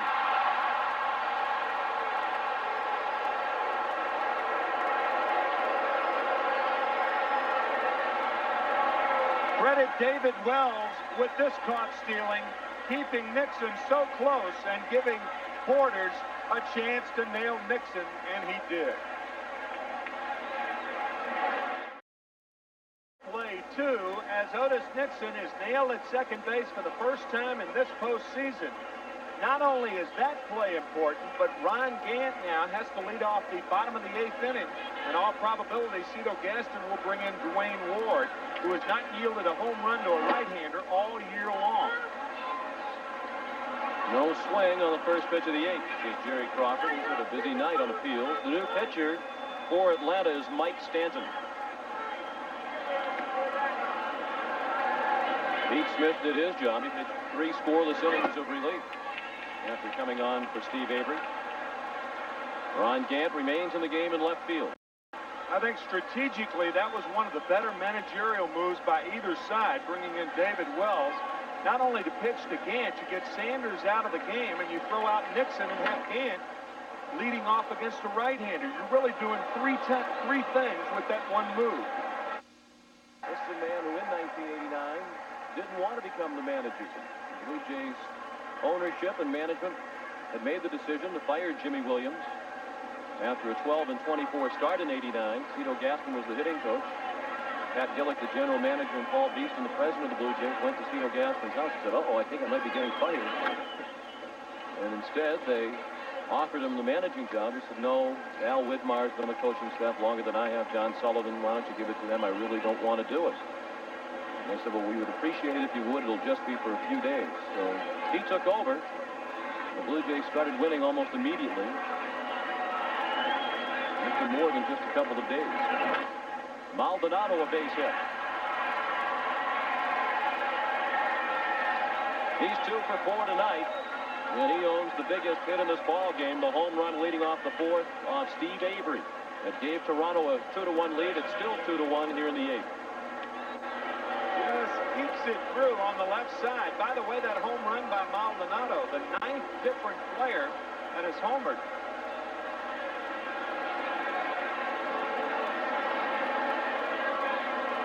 Actually, 8 different players have homered for the Toronto Blue Jays in this series. Maldonado with 2 during the ALCS, but his first in the World Series. He's at first with nobody out in the 8th. The Blue Jays up to an even 10 hits now. Kelly Gruber at the plate. He's 0 for 3. Pendleton in on the grass at third, expecting the bunt. It's a good bunt.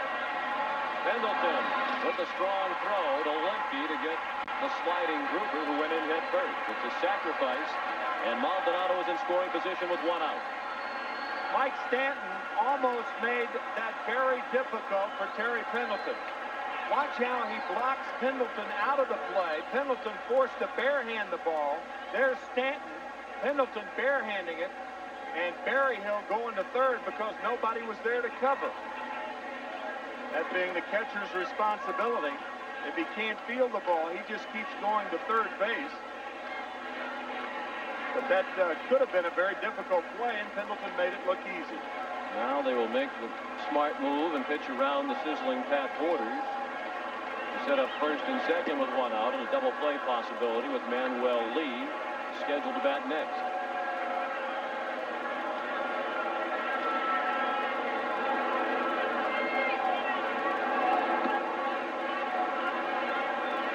Borders 2 for 3 tonight for Cito Gaston. Unless Manuel Lee hits into a double play, I think we're going to see Ed Sprague in this inning.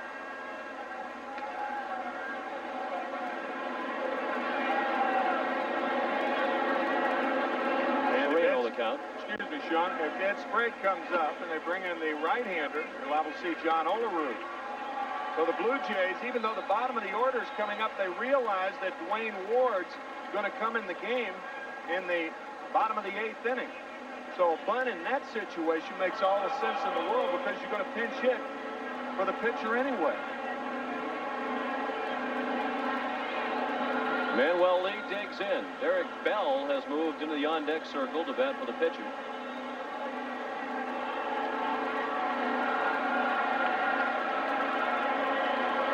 Critical part of the ball game right here. With Atlanta trying to keep it a 1-run deficit in the 8th inning. The Blue Jays with a chance to build on a 2-1 lead. The runners at first and second and 1 out. Lee pops up the first pitch. Bream has room in foul territory. 2 down.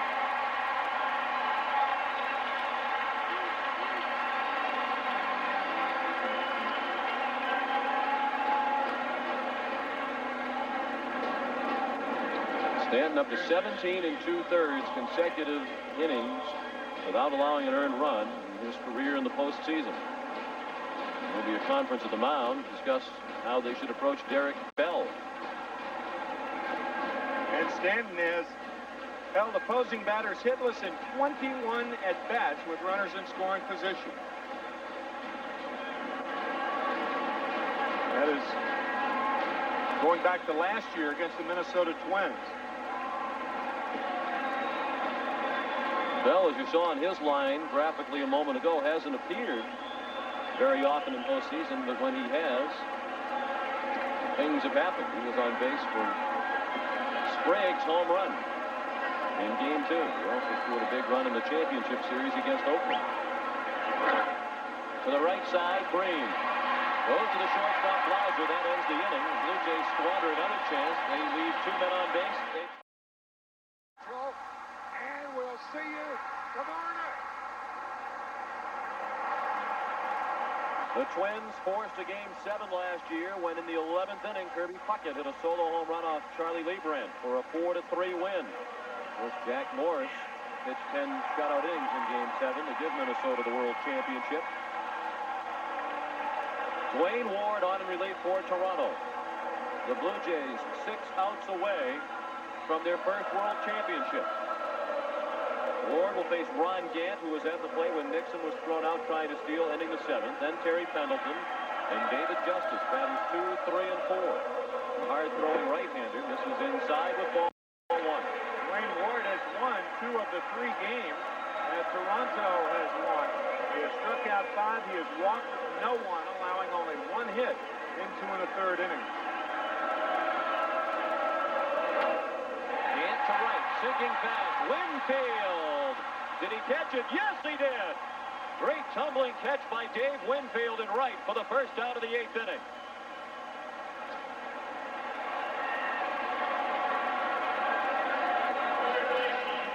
On the catch, Winfield digging up the turf as he drops to his knees and makes the play.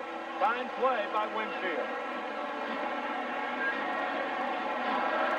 Ron Gant bidding for the leadoff hit. Had it taken away by Winfield. Particularly a fine play given his lack of outfield time this year. Terry Pendleton, the batter. 1 strike to count. Pendleton drove in the only Atlanta run in this game with a sacrifice fly in the 3rd. He singled in the 1st, struck out in the 5th. All of his at-bats tonight against the starter David Cone.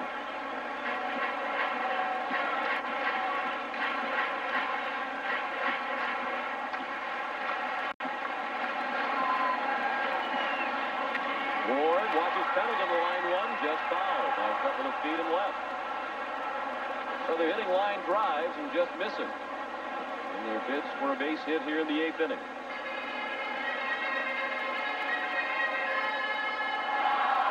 We talked about how right-handers have not homered against Wayne Ward this year. Left-handers have homered 5 times against Wayne. The premier setup man for Tom Hinkie, who is now warming for Toronto, even though Ward himself had 12 saves. And he could well be the #1 closer next year as Hinkie is a free agent this offseason. Pendleton fouls one weekly toward his own dugout. 1 ball and 2 strikes. 1 out, bottom of the 8th. 2-1 Toronto. If the Blue Jays win tonight, they are the world champions of baseball in 1992.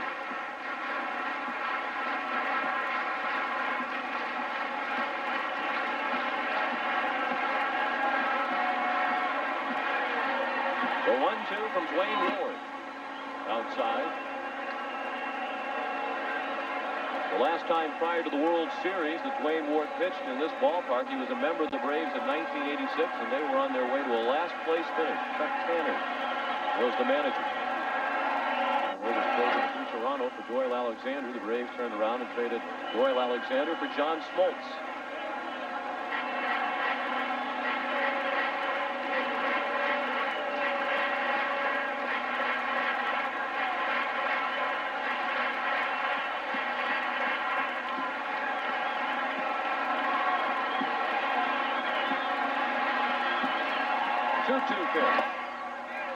He struck him out. The foul tip squeezed by Borders for the 2nd out of the 8th. And they're hanging on every pitch. Some 40,000 gathered at the Sky Dome in Toronto tonight to watch on the Jumbotron scoreboard in center field.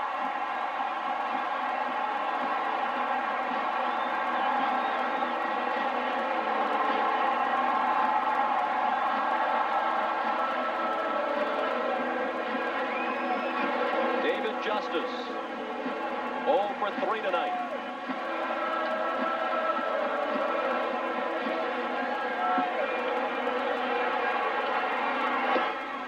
Fastball missed outside. 1-0 on Justice.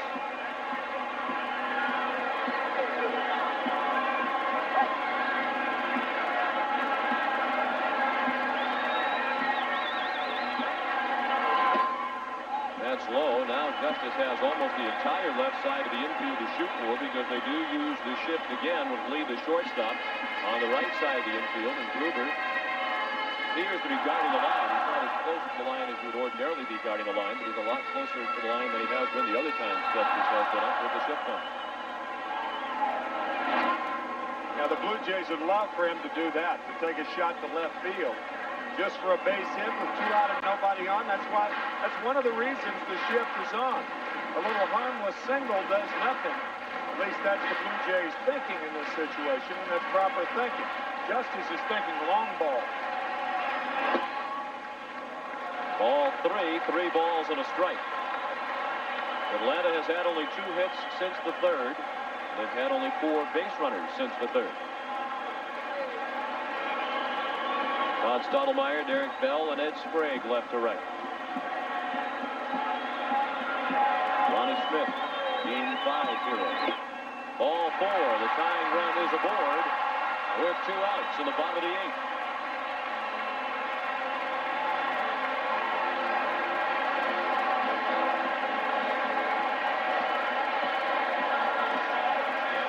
One thing you want to do if you're an outfielder in this situation is to protect against the extra base hit with Justice at first.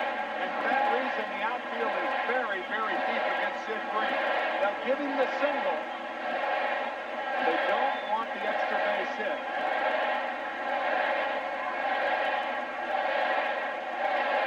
Toronto with 2 outs and a runner at first. In the bottom of the 8th, Sid Green, the batter. He looked at a fastball for a strike. Sid has walked twice tonight and flied to left.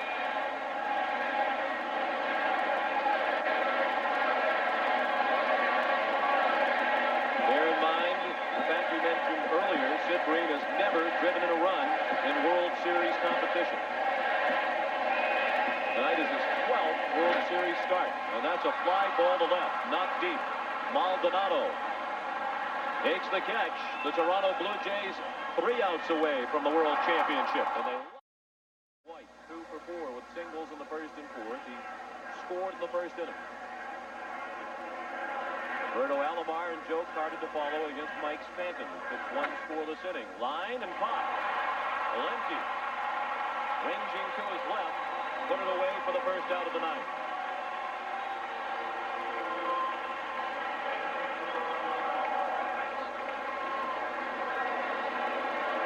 Devon White has been hitting the ball hard all night.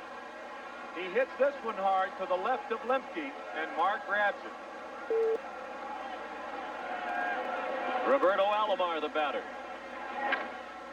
He swings at the first pitch. Seems like the Blue Jays are anxious to get to the bottom of the ninth and take their chances with a 1-run lead. I was thinking the same thing, even though White and Alomar hit their balls fairly well. Sometimes you're so consumed with getting there to end it, you fail to concentrate on scoring another insurance run or 2. But this game right now, taking on the same tones that the Pittsburgh-Atlanta game had, Game 7, 10 days ago. Atlanta hoping it ends the same way. Joe Carter, the batter. 1 for 3, a double, and a sacrifice fly back in the first inning. 2 pitches and 2 outs. The third pitch popped up. It'll be close. No play for Bream. He rose back into the crowd of 51,763 here tonight. Very quiet again. In the bottom of the ninth, the Braves have batters 6, 7, and 8 in their batting order due up. Jeff Blauser, Damon Berryhill, and Mark Lemke. Still plenty of firepower available to Bobby Cox off the bench, including Brian Hunter, who you saw a moment ago with his bat in his hand, and Lonnie Smith. You saw Terry Pendleton off the line at third base. Sid Bream the same at first. I think with 2 out and nobody on, this is a time where you protect against the extra base hit.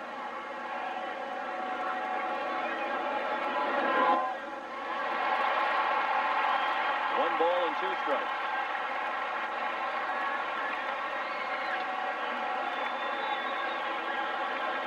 Two down, the base is empty in the top of the ninth. The Blue Jays lead 2-1.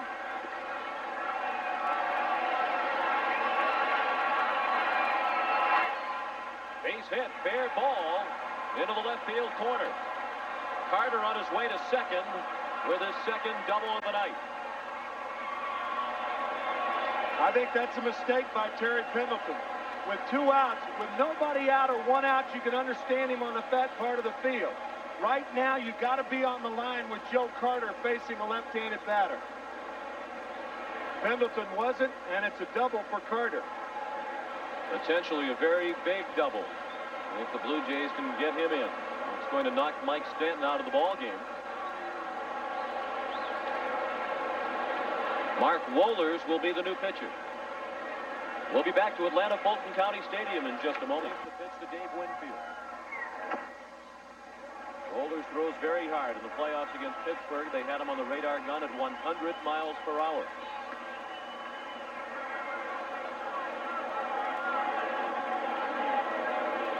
And that first pitch to Winfield blocked at 97. Just getting loose, huh? Let him warm up a bit, and then he might really let one fly. First base is open. Maldonado on deck. Popped up and drifting out of play. Wohlers with power has jumped ahead of Winfield 0-2. Moments ago, Mike Stanton visibly upset in the dugout as he was relieved. Crowd trying to spur Wohlers on to the strikeout as Stanton looks on from the dugout. He pitched an inning and 2/3 and is responsible for Carter. If he keeps throwing that hard, it's going to be almost impossible for Winfield to pull the ball. Playing toward right in the outfield. He throws hard. Winfield did pull it, but it's foul. And into the Toronto bullpen. Tom Henke, as you see, is throwing down there. In all likelihood, he will come on to start the ninth and try to save it for David Cone.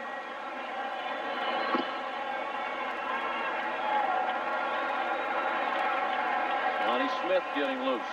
And certainly looms as a distinct possibility for a pinch hitting role in the bottom of the ninth. And Blauser, Berryhill, and Lemke are due.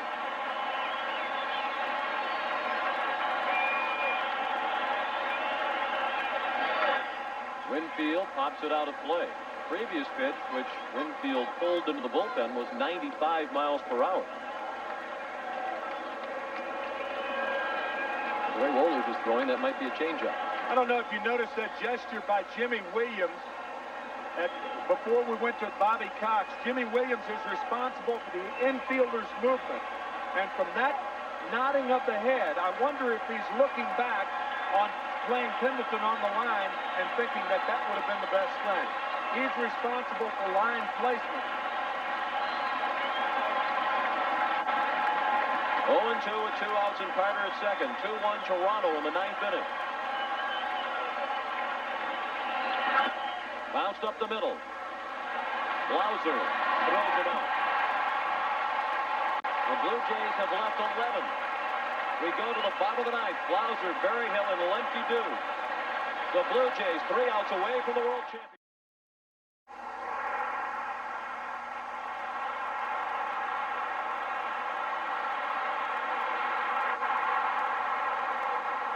10 days ago. Francisco Cabrera, who has not appeared in the World Series with a 2-run single with 2 outs in the ninth, put the Braves into the World Series. They'll need another rally of that type in the ninth to force a Game 7. They're down 2-1 and batting against Tom Henke. It's not surprising that Henke is in there, but it is surprising that John Olerud is not at first for defense and that Joe Carter is not in right. That's your best defensive alignment, and Cito Gaston has opted not to use it. Reminiscent of 1986 when John McNamara left Bill Buckner in. Some said they wanted to let Buckner be on the field when they won the World Championship to celebrate. He was a veteran, but all year long they had sent Dave Stapleton in for defense for Buckner in late inning. Buckner made the error. The Red Sox never won the championship. Blauser through the hole. Gruber was playing the line. And the tying run is aboard with nobody out in the bottom of the ninth. Jeff Blauser 2 for 4 tonight.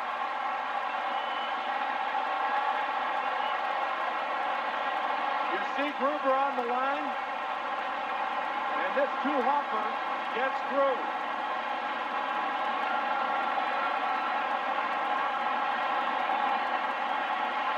Damon Berryhill with no sacrifices all year. And he'll be sacrificing here, at least trying to.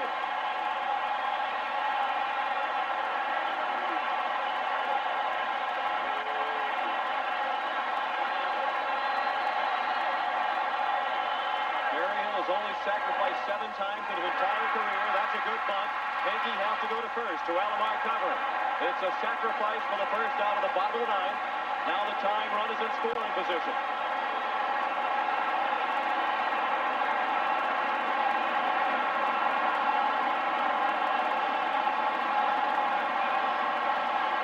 Mark Lemke is due, but Lonnie Smith is in the on-deck circle.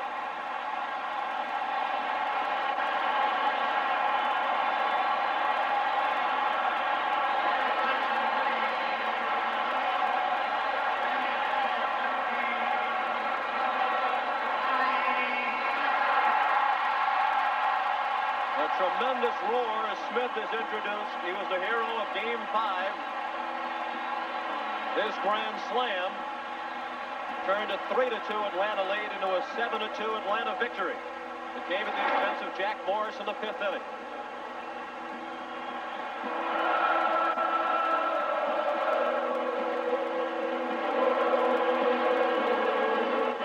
Smith just 2 for 12 in this World Series. It is his 5th World Series.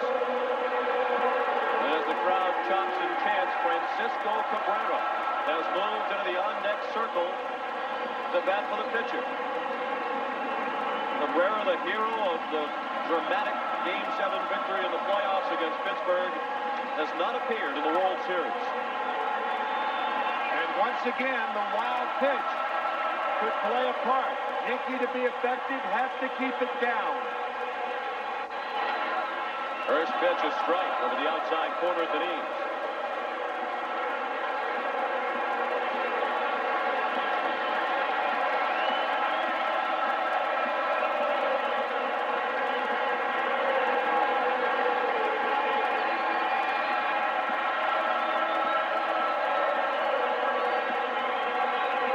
The 1-strike pitch.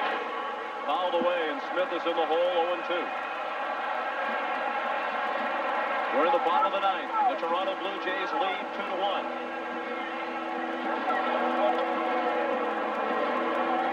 Smith at the plate with rally caps and evidence in the Atlanta dugout. One up. Jeff Blauser, the tying run at second. Now the 0-2 pitch. Just missed. Henke hit something off it and missed inside.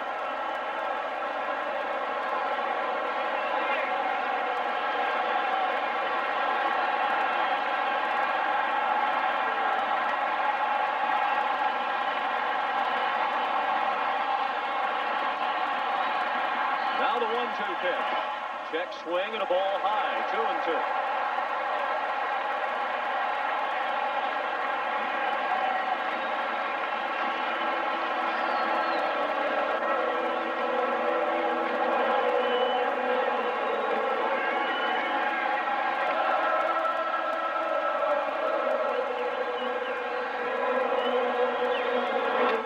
Bounced foul.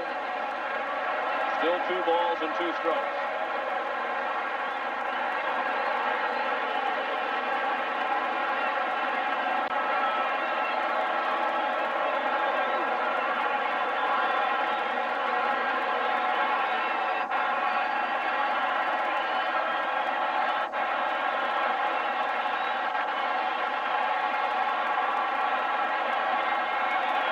In the dirt, blocked by Borders. It scooted through his legs, and he was able to squeeze it before it got behind him.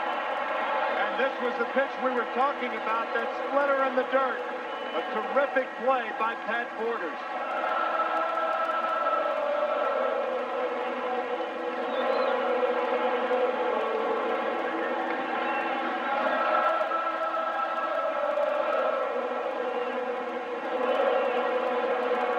Smith has worked the count from 0-2 to 3-2. Lauser at second with one out in the bottom of the ninth. The Blue Jays lead 2-1.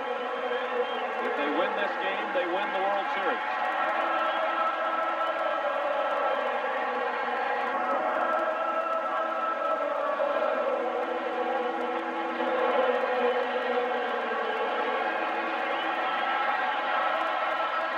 The eighth pitch of the at-bat is ball 4. Cabrera, a fastball hitter.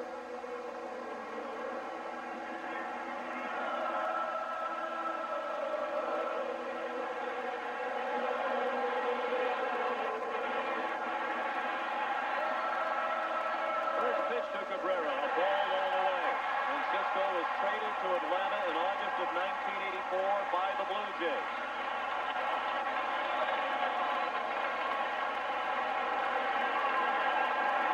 Tying run at second, winning run at first with one out in the bottom of the ninth. A double play ball would make the Blue Jays the world champions. Cabrera takes a strike. Tom Henke, Toronto's all-time save leader, trying to record the biggest save of his career in what could be his last game in a Toronto uniform. He's a free agent at the end of the year. The 1-1 to Cabrera. Ball 2.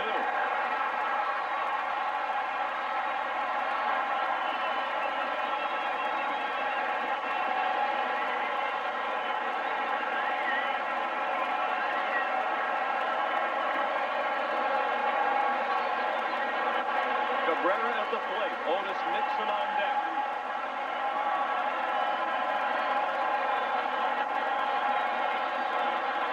The 2-1. 2 balls and 2 strikes.